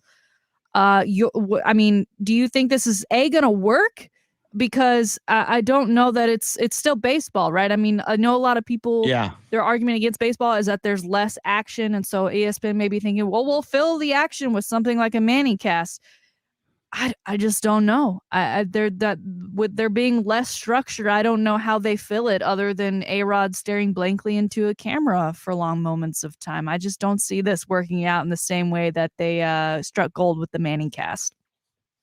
Yeah, I have actually liked Alex Rodriguez on the panel show on Fox, especially during playoff runs, watching the Astros hopefully go deep. But I've liked him for his insight. I don't see him as an entertainer, whereas we knew Peyton Manning was entertaining. We saw Peyton Manning on Saturday Night Live. We saw him on those funny insurance commercials. So Peyton Manning, we knew coming. And, and our question before we saw Eli was, can Eli be entertaining? And with a lead like Peyton, we found out, yes, he can. So I think it's going to be a tough sell. I do agree, though. I mean, you've got even more opportunity than football if you do a Manning cast with baseball. I mean, that's part of what made Vin Scully and some other baseball play-by-play people so good is they were good at telling these stories in between at-bats or hits or swings of the bat because there is so much time in baseball. I think it's a good idea if you find the right people and the right mix, but you got to find somebody entertaining. So it'll be interesting to see how this goes. And I would agree with you, A-Rod might not be the guy, but there's probably somebody out there. Back in the day, Bob Uecker was a funny former baseball player. If you find the modern day equivalent to a Bob Uecker, or maybe even a Bob Costas, who is a raconteur and very funny and very insightful and loves the game of baseball. If you got Bob Costas and some other people to do this, I think you might be able to pull it off. Yeah, I don't know about the initial idea of it being exactly like the Manning cast and it being A-Rod, but I like that these conversations are being had, right? We had the Field of Dreams game take place last year, and it was amazing, and everyone wants to see it happen again and again. And what else can we do to really have those wow moments in baseball to bring in the next generation and to keep people engaged in teams that aren't necessarily the teams that they cheer for on a regular basis. And I think having ideas like this and experimenting with how their broadcasts are done going forward is a good move on both the part of the 4-letter network and the MLB. Finally today, Chris, we move back to the NFL. As we know, the Super Bowl this year is expected to take place at SoFi Stadium in Los Angeles. We have Mike McCarthy continuing to say he expects the Cowboys to be playing there. But what he may not have realized is that the Cowboys and that organization have reached out to the NFL proactively, realizing that COVID cases are going up. And now LA, they had a game in SoFi Stadium very recently. There were 70,000 fans there. There are no rules right now that say we've got to limit fans in the stands, but COVID cases do continue to rise. Los Angeles, as we know, was one of the places last year when football season got started that you couldn't have a lot of fans in the stands. Some places didn't allow them at all. So there is a slight chance that the Super Bowl might decide to move. And the Dallas Cowboys have said, hey, you can move it here. You can move to AT&T Stadium. Remember when we hosted the Super Bowl in 2011? Aaron Rodgers? Mm-hmm. Wasn't that a fun time? Let's do that again. And oh, by the way, the Cowboys and Mike McCarthy think they're going to be in it. So that would be like kind of home field advantage, but that'd be totally awesome. Chris, your thoughts if you had to choose? I'm not saying you wish COVID numbers would spike. That is not what I'm saying here. I'm just saying there now seems to be two places on the table. LA, Dallas. You don't know who's in it. You want to see it in SoFi for the first time ever? You want that to be held in Jerry's World AT&T Stadium? In a perfect non-pandemic world, SoFi's a brand new sparkling stadium. Yeah, let's do it there. But you make a huge point. And we saw this in the Spurs game the other night at Toronto. With this spike of this Omicron variant, Canada is shutting down again, and Canada is limiting attendance at public events to 1,000 people. So California as a state, much more restrictive, obviously, than Texas. Greg Abbott says, yeehaw, come on in, everybody. No masks required. Let's party. So, but think about this, Shannon, politically, for the state of California with a Super Bowl looming and COVID spiking and about a month out from the Super Bowl now, politically, it might be suicide if you're the governor of California and you shut it down and you lose a Super Bowl. I would think that would be fodder for your opponents in the next election. Going to be fascinating how it plays out, but I would say very wise of Jerry Jones and the Cowboys to present the NFL with this alternative. Yeah, I mean, it's not just a game. It is the Super Bowl and all that comes with it. And you're right. I mean, it's going to take mountains to move this game, especially as we get closer and closer. I mean, we talked about the great performers that will be performing during halftime. Those shows are planned and plotted months and months in advance and designed usually specifically, very much so, thinking back to last year's, for the stadium in which they're going to be performed in. Then you have the radio rows and all of the other accoutrements that just come with it being Super Bowl and Super Bowl weekend. I think Dallas has a great setup for it. And there's a sense of pride when big games, whether you're involved in them or not, are taking place at a spot that you call home, something you're familiar with. So it'd be a great point of pride if the Cowboys could, I guess, save the day if needed. But I would like to see it in SoFi Stadium, as it is the first year for that opportunity in LA, and it's such a beautiful, beautiful building. I'd love the Cowboys to get there and for someone to send us. I'm just gonna put that out there into the universe. But there it is, today's Salty Shakedown. Outstanding Salty Shakedown, and I was back in 2011. I was up there for that Super Bowl and Radio Row and all of that. And as people remember, there was an ice and snowstorm in Dallas, which is so weird. You would think relatively mild southern city for a Super Bowl, and it was just the opposite. And interestingly, you mentioned it was Aaron Rodgers with the victory, Mike McCarthy as the head coach, but the opponent, Ben Roethlisberger and the Pittsburgh Steelers, as we say farewell to Ben Roethlisberger probably this season. Coming up, as Shannon has messaged me during this segment, Antonio Brown, there's breaking news. Antonio Brown is releasing more information and more communications to back up his case and his side of the story in this blow up on the sideline at the New York Jets game over the weekend. We will walk you through the latest, and it is breaking right now on Antonio Brown. More on the NFL and the Dallas Cowboys and the college football national championship game, which is coming just after 8:30. Andy Everett, voice of UTSA Athletics. We'll talk all things college athletics, golf, and more with Andy Everett coming up. You can join us on the phone lines, 800-707-9760. Jeremy KOLOK making the show go. She is Shannon Salty Sweeney. I'm Chris. Thanks for hanging out with us till 9 on the Chris Duel Show. Leo, good morning. I need some ice baby for my iced tea. I'll be right back.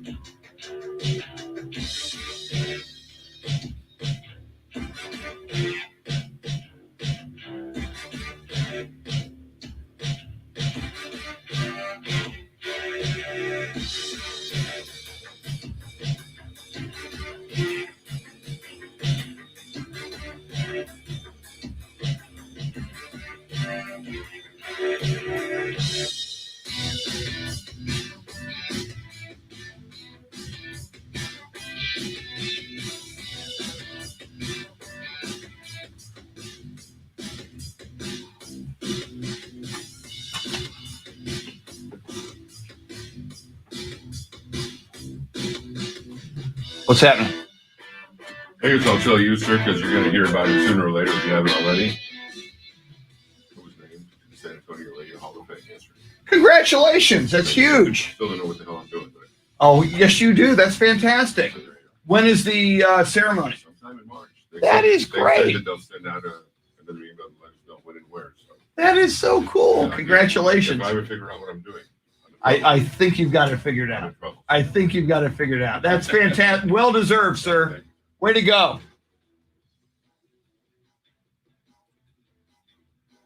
Let's Let's see here. Where is?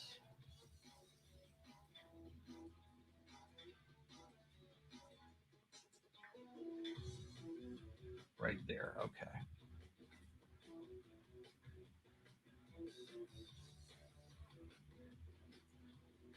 Haas Holding, welcome in.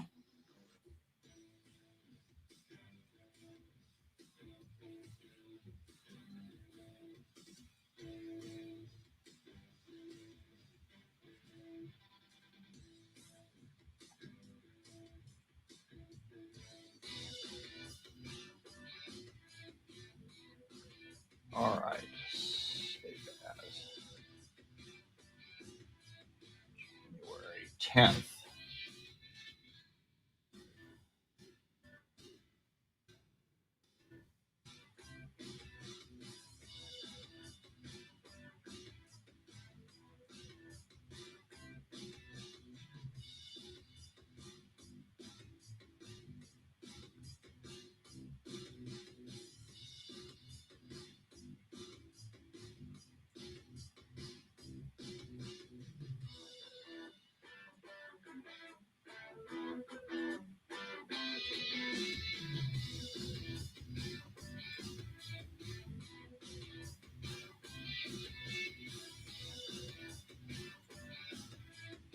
Texas Longhorns men's basketball.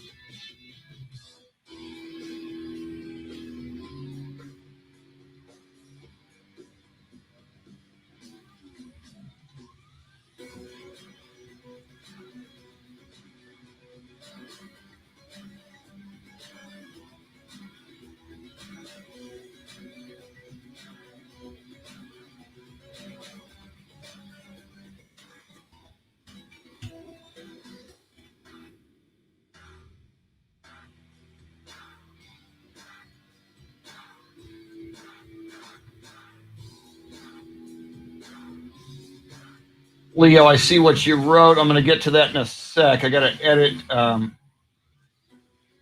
3 more spots, but they should be pretty easy edits, I hope. Oh, until I did that. That drives me crazy. Sometimes this editing software does not cooperate.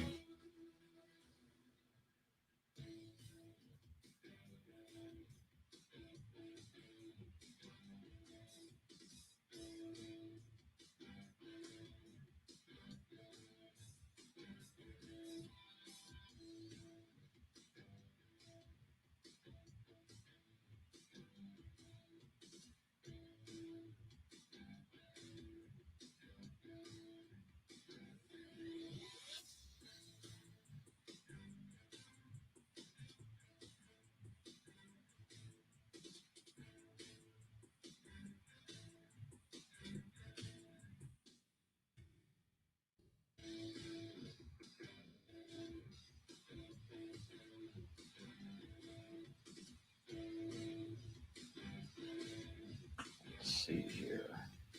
Fix Dominguez, welcome in. I got 2 more spots I have to edit.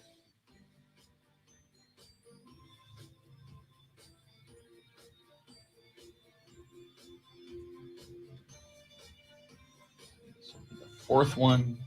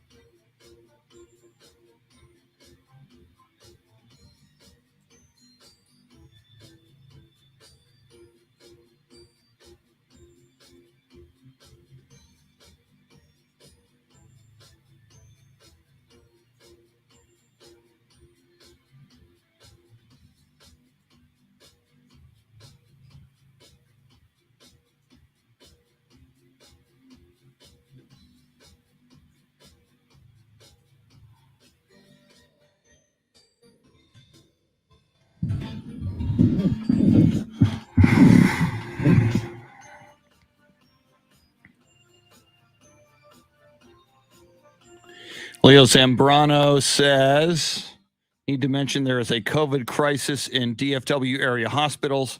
Moving a Super Bowl there could be a stupid move. Yeah, but we got a governor who doesn't really mind so much.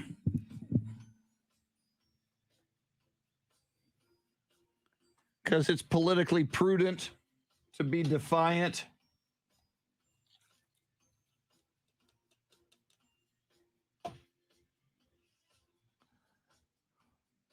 But I see what you're saying, Leo, and I agree with you, and I agree with being reasonable. Just not everybody's there.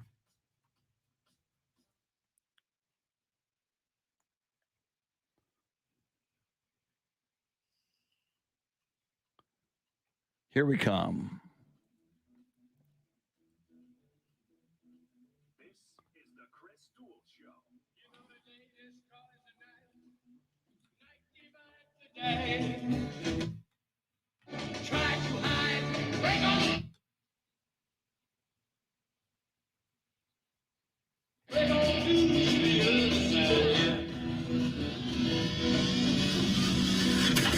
Now, Chris Duel.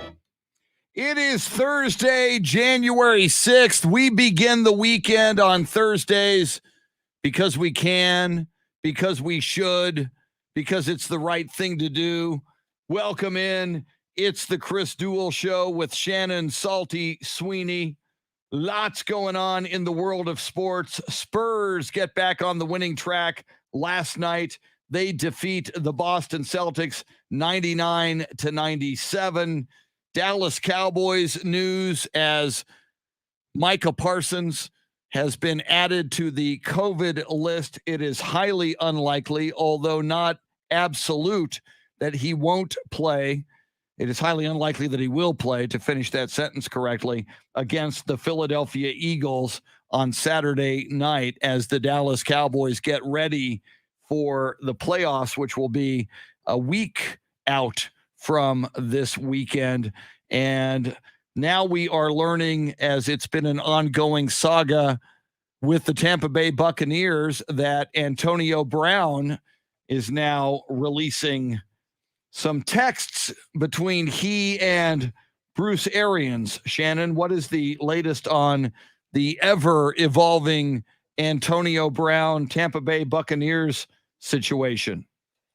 Yeah, so last night there was a very lengthy post that was released by Antonio Brown's camp, kind of going through what took place over the weekend, and that he's apparently had this ankle injury and it's really been bothering him.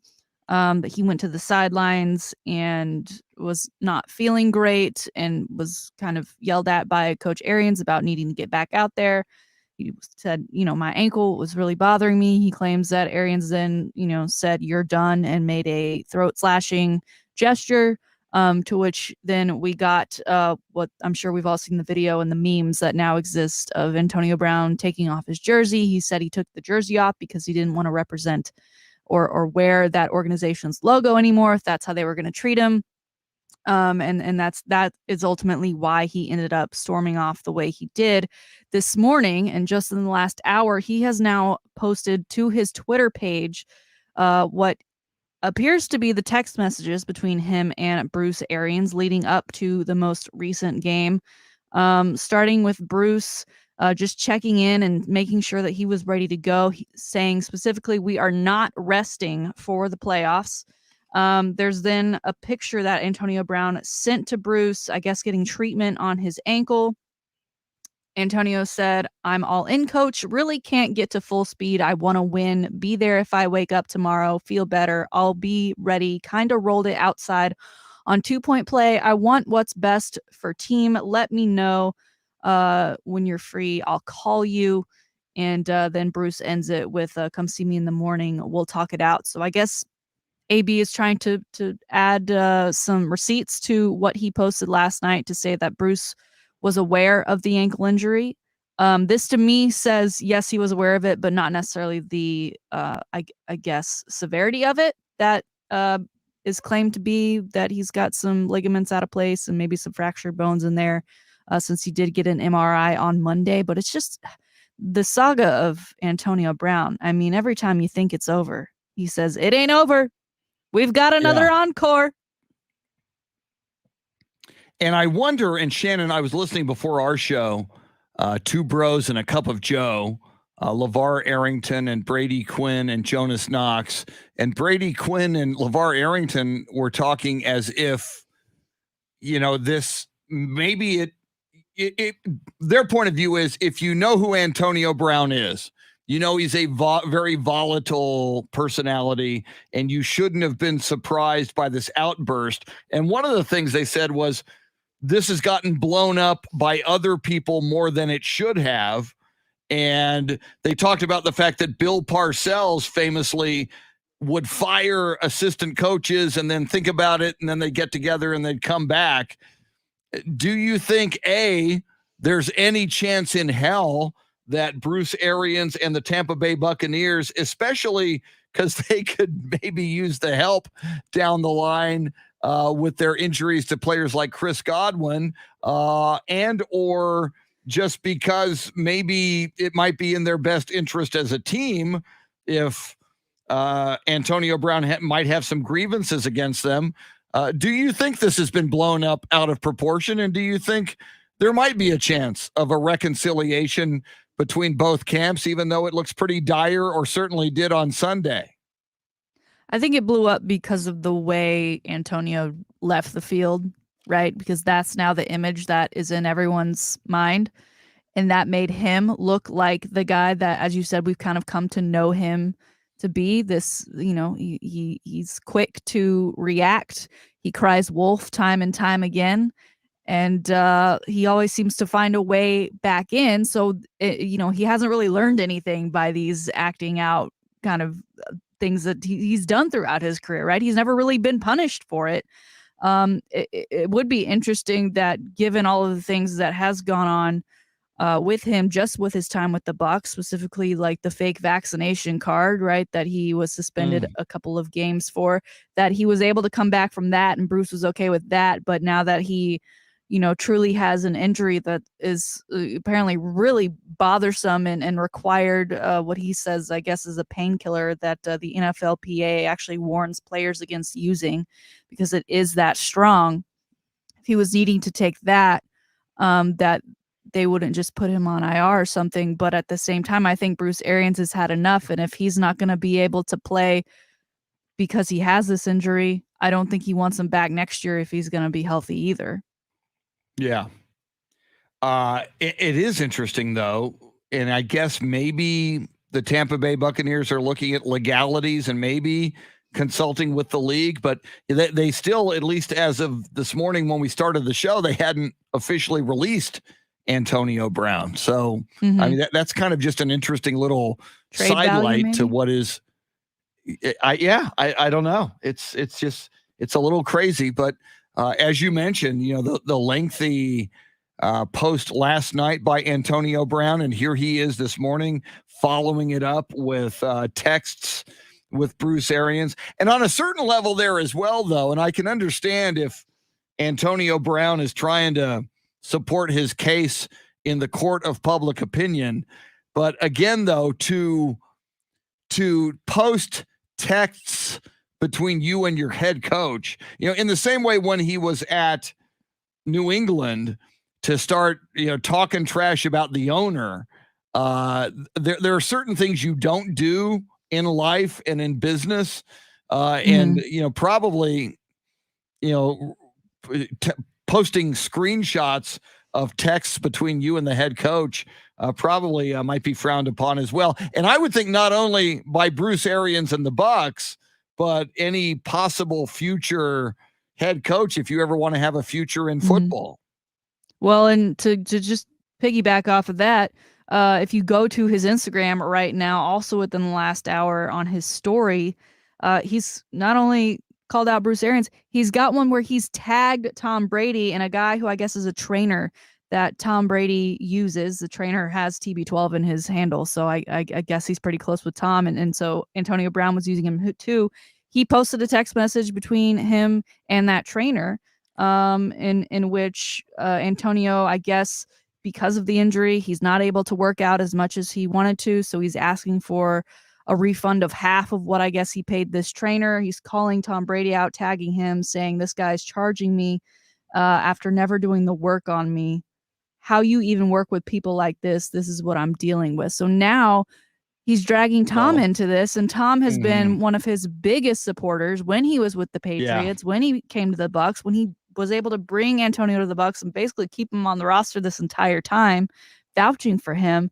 And now you're going to throw him under the bus and call him out on a public platform and throw a guy who Tom is clearly very close with under the bus and throw him under that.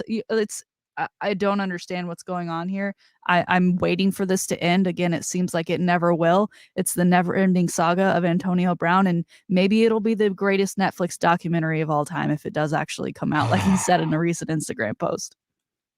Yeah, and when you go after Tom Brady's TB12 trainer, again, that's Tom Brady's side gig, and presumably moving forward, even beyond his NFL career, it looks like Tom brand. Brady wants this.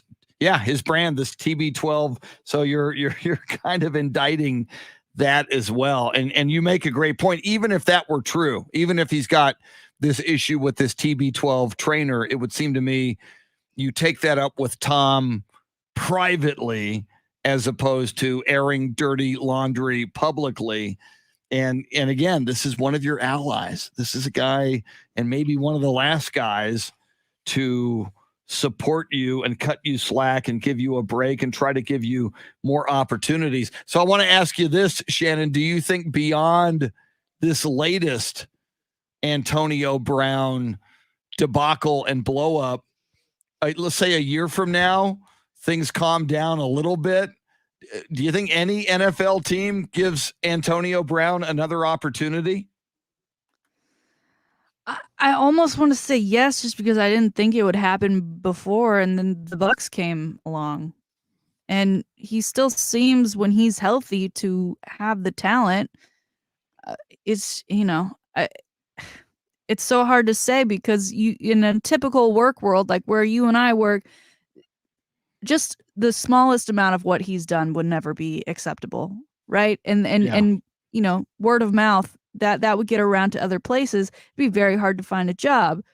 And everyone knows his business, and everyone has seen his antics. It's on national television. It's constant. He does it to himself, yet he still continues to land on teams. So I don't want to say no, just because I've seen it happen before where he lands on a team.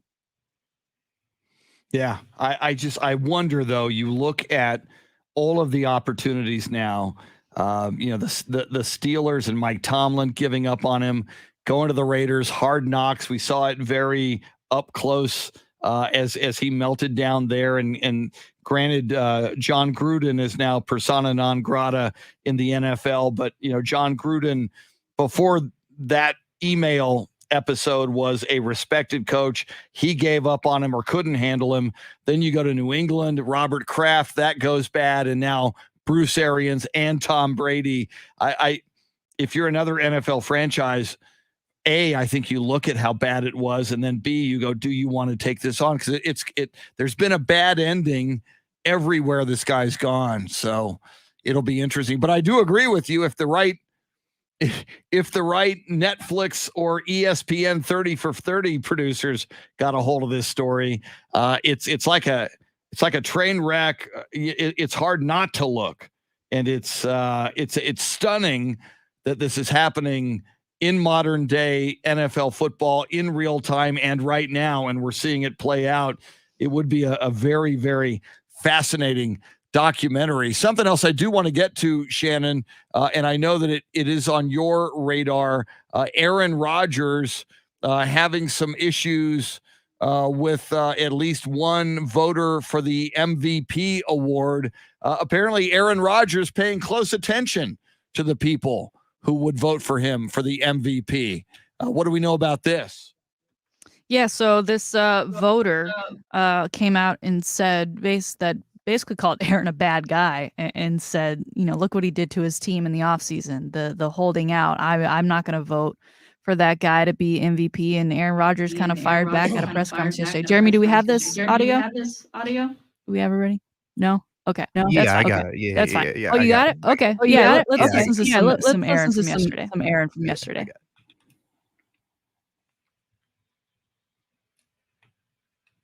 He started very quiet at one of the 50 voters coming out and saying yesterday, quote, "I don't think you can be the biggest jerk in the league and punish your team and your organization and your fan base the way he did and be the MVP. I think he's a bad guy, and I don't think a bad guy can be the MVP at the same time." I think he's a bum. I think he's an absolute bum. He doesn't know me.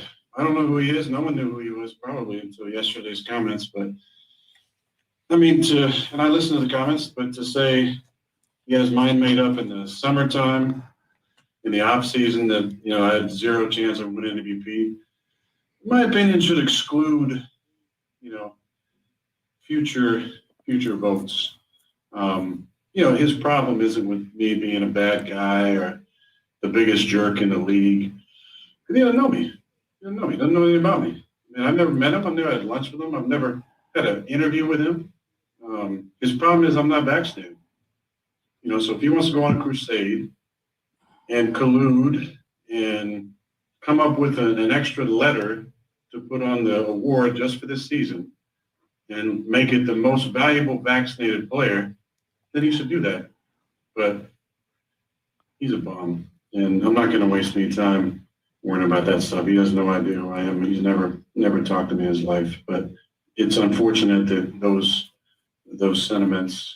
It's surprising that he would even say that, to be honest. But I knew this was possible. Talked about it on McAfee weeks ago. But crazy. Aaron Rodgers. I go back and forth on Aaron Rodgers. Shannon is like, I like him, but I don't like him. I do think he's a jerk, but he's a great quarterback. I do like that he speaks. There's nothing worse than Tony Romo and Jason Garrett used to drive me crazy because they would just give you standard sports cliches and sound bites. There was a game after the Philadelphia Eagles destroyed the Cowboys, something like 44-6 in the final game of the season that was going to decide the NFC East. And Romo, this was relatively early in Romo's career, he made the post-game statement, "If this is the worst thing that ever happened in my life, then I've had a pretty good life," to which Cowboys fans went nuts. And even Troy Aikman said after that, he goes, "Hey, if you're the quarterback of the Dallas Cowboys, you don't say that. You want to talk about what it means to win, and you take responsibility."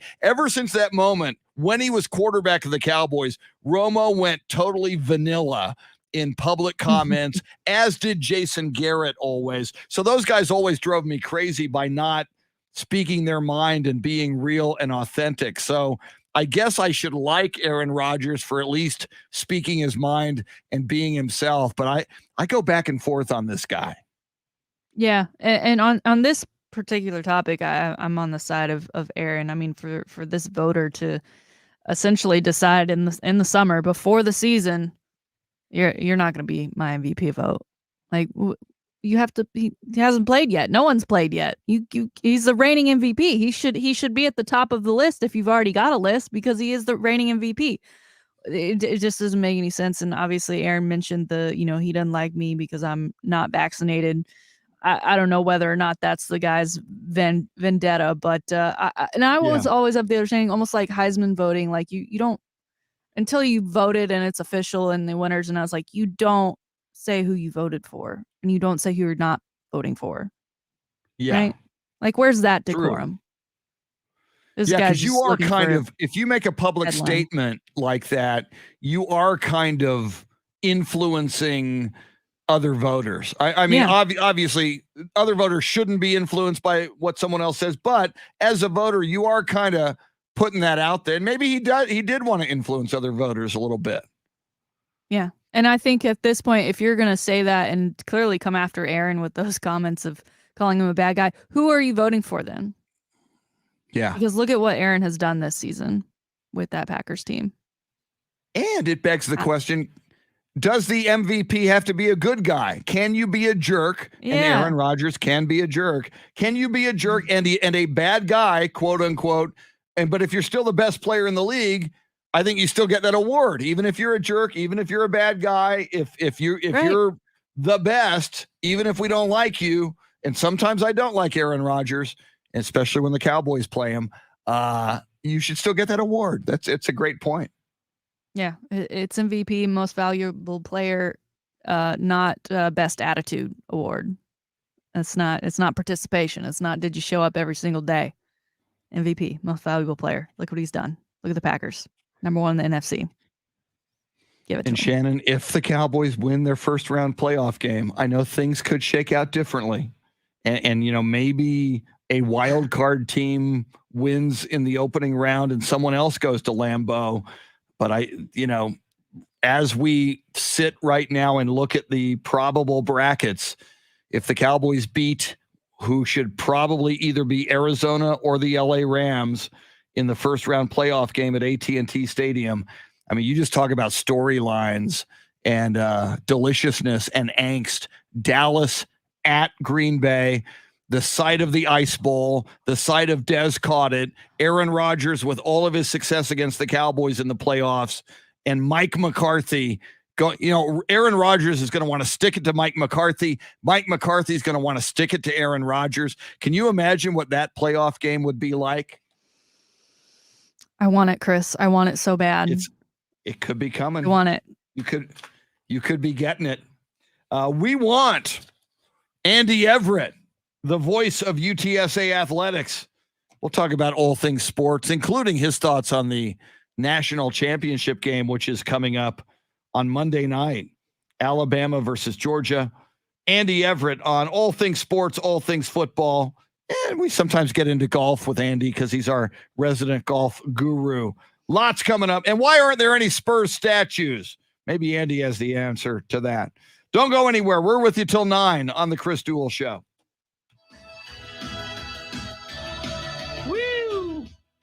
Woo! Okay, did I edit that final spot? I think I did, didn't I? Yes, I did. So now I got to email them. So this goes to...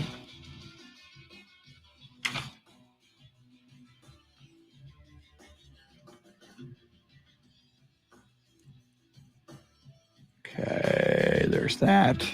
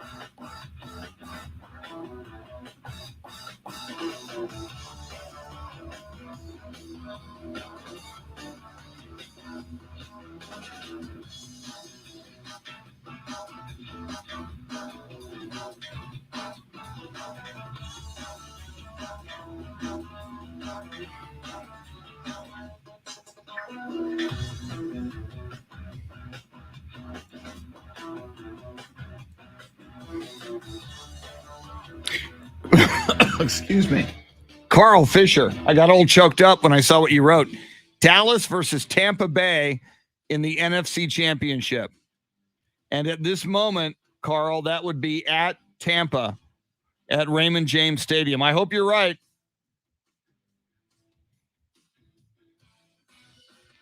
Anthony Huerta, I see what you did there. Aaron Rodgers turning into Barry Bonds, except Barry was getting shots, steroids, and Aaron won't. Very nice. Woo! Tampa winning, of course. You know, I think, Carl, if that happened, you know, that would be a successful year for the Cowboys. I just fear, you know, you're looking at how they played against Arizona, that the Cowboys could go one and done. And after expectations being so high this season, and after all this talk about trying to get the number one seed, and I just wonder if they went one and done, if Jerry might have had enough of Mike McCarthy. I don't know. I don't think with this Cowboys roster and the way the defense has been playing, if you go to the playoffs and go one and done, I don't think that's successful.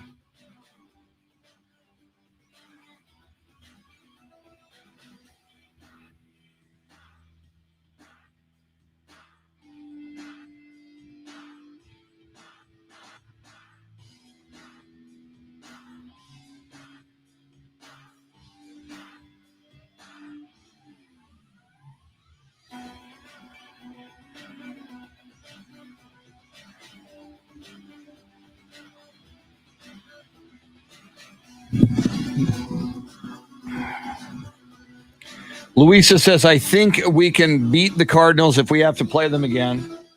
God, I hope so. And hopefully that loss would at least instill some fear and some resolve in the Cowboys. However, when the Cardinals won that game last Sunday, both of their starting corners were out, and starting running back who's very good, James Conner, was out for the Cardinals. They would all presumably be back. That could be bad. And Kyler Murray, I mean, he's so dynamic that on any given Sunday, in any game, including a playoff game, he's so frightening because if he gets hot and if he's on, he's just hard to stop. Jesse Bratton being very concise in his statement. Rodgers equals jerk. Thank you, sir. He's a jerk.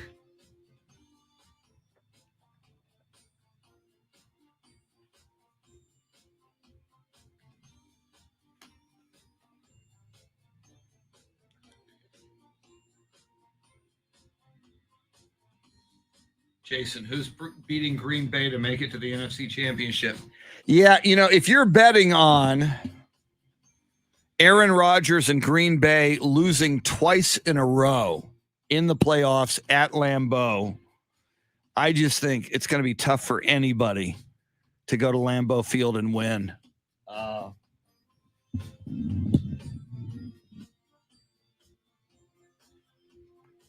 And oh, by the way, I'm going to have to pull up my NFL predictions at the beginning of the season. I tweeted them out before the season began, so it is time-stamped.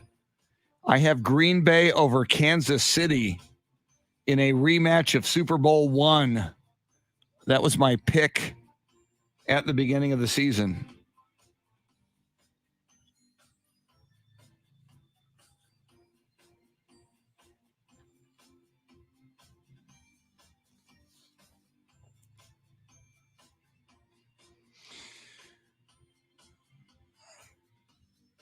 Thank you very much.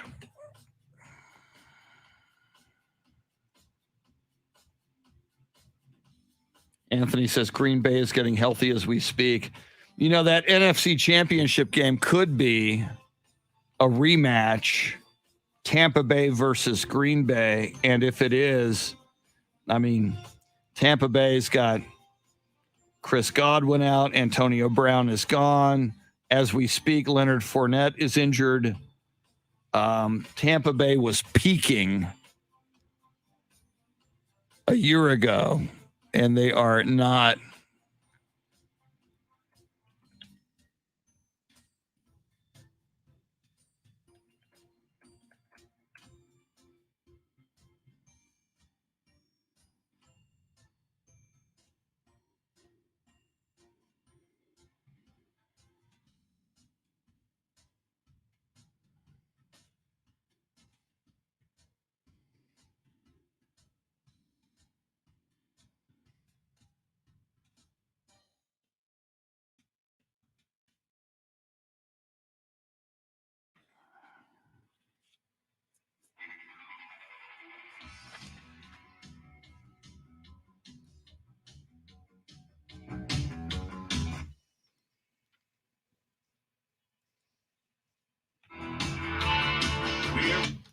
It's the Chris Duel Show with Shannon Salty Sweeney.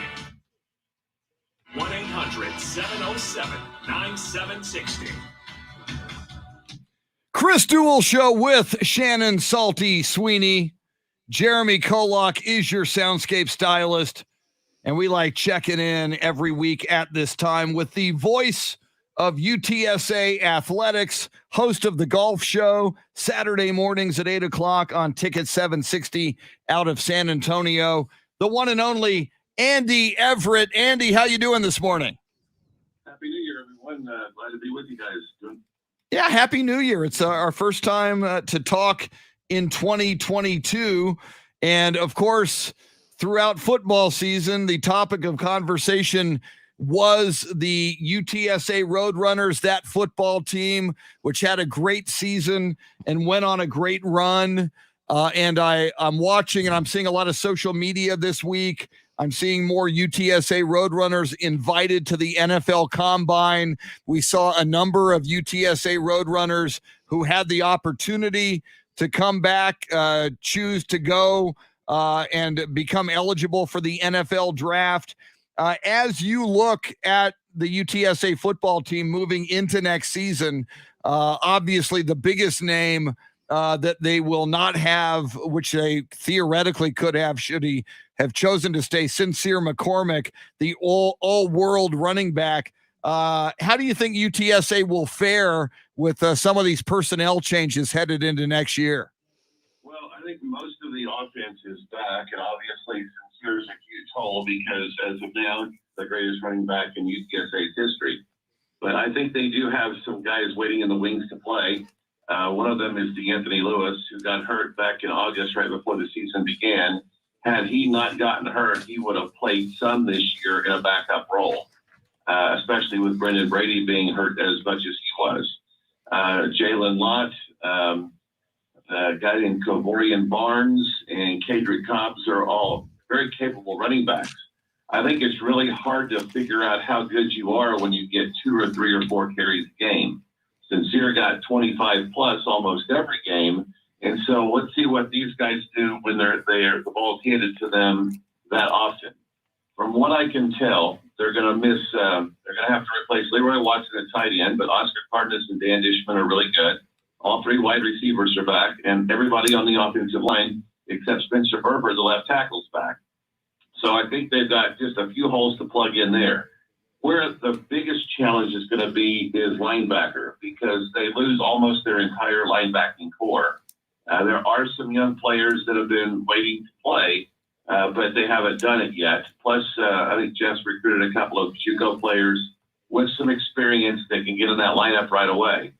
And then Tariq Woolen, who you noticed is now going to the Combine and to the Senior Bowl. And I think he'll be the highest drafted Roadrunner. I think he'll get one that's late second or early third round. And I think he's going to really impress people at the Combine because it's really hard to coach somebody that's got under 4.3 speed, and he does. And UTSA will miss him at quarterback because he was able to take a receiver away from whomever was on the field most of the game. He rarely got beat, and when he did get beat, he was able to catch up with his speed. So I think the roster is in really good shape, and it's got a few holes to plug in here and there. But now the benchmark is 12-2, and I don't care what team follows this team. It's always going to be really difficult to have that success. You mentioned some roster spots that need to be plugged up. Obviously, early National Signing Day took place in December. It was a lot for UTSA to juggle as they quickly had that turnaround Tuesday bowl game to participate in. They didn't fare the way they wanted to with a loss in that bowl game. They now go into the offseason. National Signing Day, now February 2nd. February 2nd of 2022 is going to be a big day in sports with that, the Washington football team announcement, and Chris giving up his hatred for Kawhi Leonard. But what insight do you have into this February 2nd signing day for UTSA coming up? Well, I think the biggest challenge for all schools going forward is the name, image, and likeness thing, because there are schools that have unaffiliated partnerships, if you will, for lack of a better word, with groups of boosters in these communities that the players know they can get an NIL deal from. And it's not just the star player. And at UTSA, the star players that people in the community know and would recognize are Frank Harris and Sarah McCormick, maybe Zachary Franklin.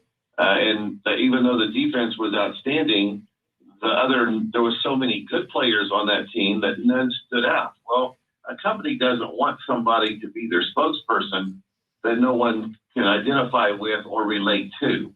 And so if you're at Texas and you're sponsoring the offensive line guy, well, that's because you couldn't afford the other guy. And so everybody wants to jump on the bandwagon.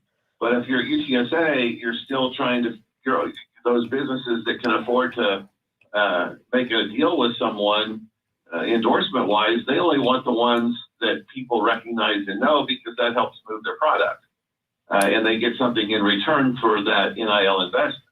And so I think that's going to be the biggest challenge for the UTSAs and the American Conference schools and certainly the Conference USA schools in the future is, can I get this player and can I get him $15,000 or $25,000? And the school can't really have anything to do with it except to kind of point them in the direction as to where that person may be, or go ask your teammate who's the NIL guy for us. And it's kind of the wild, wild west in that case. And I don't know that that's a great thing, especially for the smaller schools, but maybe it'll work itself out. I hope that going forward after this year, we get rid of the mid-December signing period. I think it's highly unfair to everyone. It really puts schools behind the eight ball because they want coaches that they want to replace. They want coaches to leave their teams in September, October, November, and come work for them and start worrying about that December recruiting period. Teams that make postseason games or conference championship games lose a week of recruiting to the schools that are not in those games because they can go out and recruit.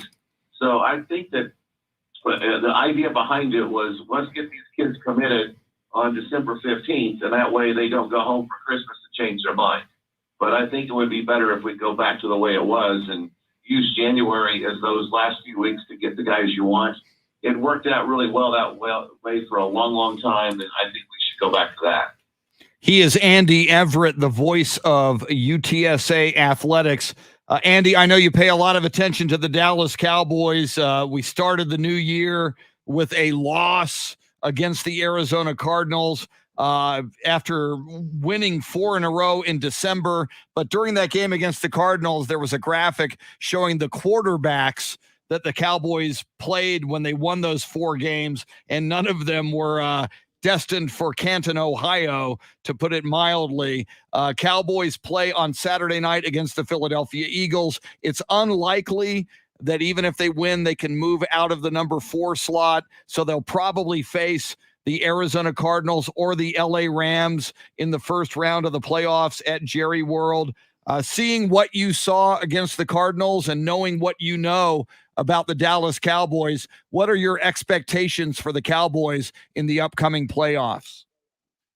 Well, I think there's 2 or 3 things that are going to be a factor for every team between now and Super Bowl Sunday. I think number one, can you survive COVID? and how many of your players are going to be on the inactive list because they either have or are still in protocol and can't play. And that's a real thing in every sport until this tampers itself back down again. And it's kind of reared its ugly head right at the peak of when the NFL is playing its best football and putting its best product on TV. If the Cowboys are 100% healthy and everybody else is 100% healthy, the only game that I think they could not, I would not say they could win it, but would be the least likely to win is a late January game in Lambeau when it's 12 degrees or colder. No one wins in those conditions very often. Kyler Murray will eventually lose at Jerry World. And some of these other teams that come in here are really good. But when the Cowboys offense is playing well, they're going to win games. And I don't know that it has to do a lot with the other team's offense as much as it does the Cowboys. And because I think their defense is really good. Now, I think Micah Parsons is out this week, but he should be back next week or the week after. And that's a big deal going into the Philadelphia game. But I think that's going to be the biggest key for every team. Can you keep your team out of protocol and keep them on the field? And the team that navigates that the best is going to be the two teams in the Super Bowl. Andy, the college football season will come to an end on Monday when number 3 Georgia takes on Alabama again. They, of course, played each other in the SEC championship game. Alabama won that one 41-24. Georgia put on a pretty good show against number 2 Michigan in the semifinal game. I know in the past, Alabama has done a good job of beating up on Georgia. So how do you see this one going? And do you give Georgia a fighting chance to maybe pull one over Nick Saban and the Crimson Tide? Well, I think there's always a fighting chance, but I think Alabama's going to win. And I think what it shows is just how much better the SEC is amongst many of these other schools. A lot of people were talking about Cincinnati's loss to Alabama. Oh, they didn't belong, and we've got to quit, feeling good about these undefeated American Conference teams and not let them in anymore.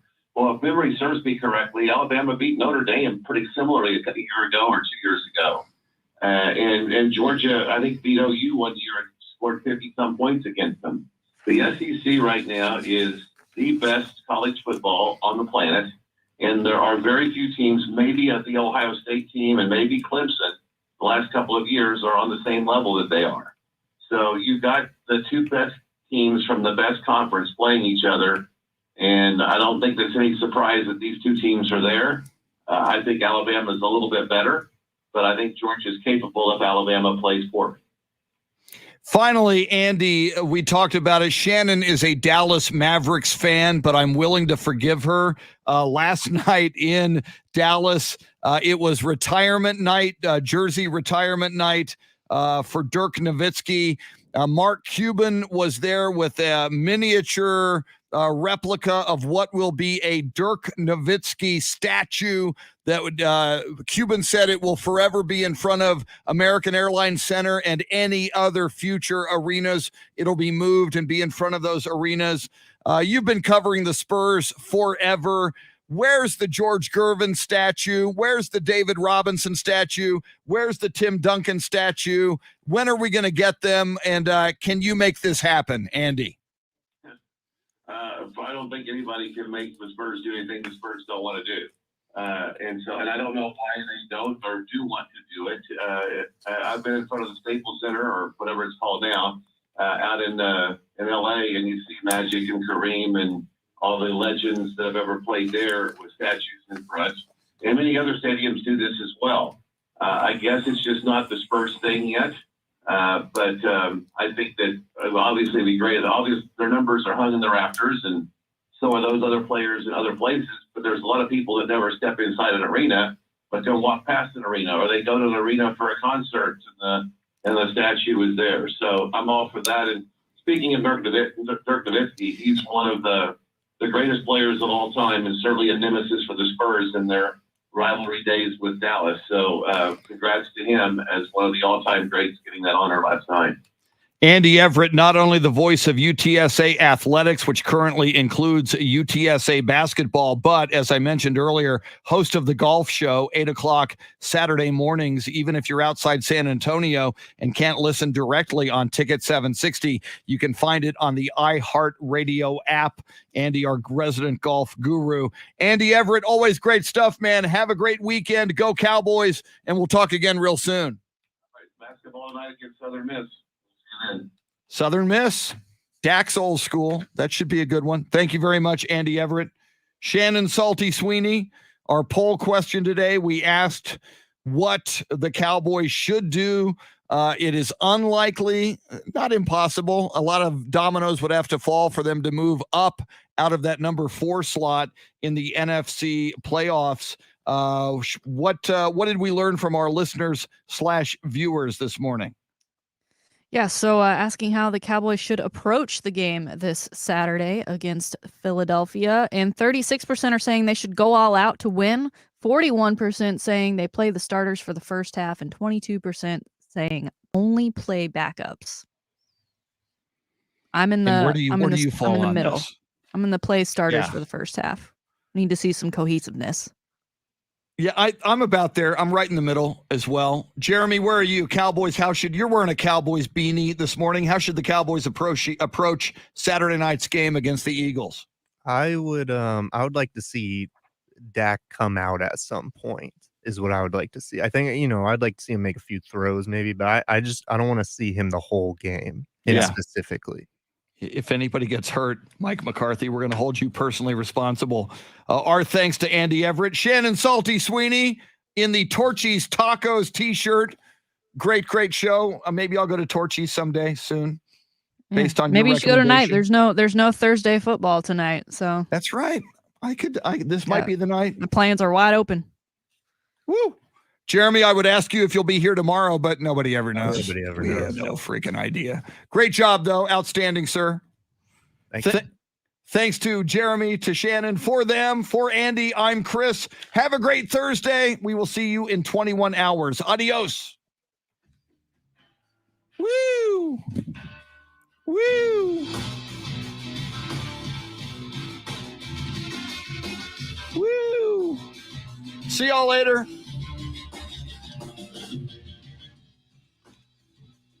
Until next time, Fernando, you have the last word.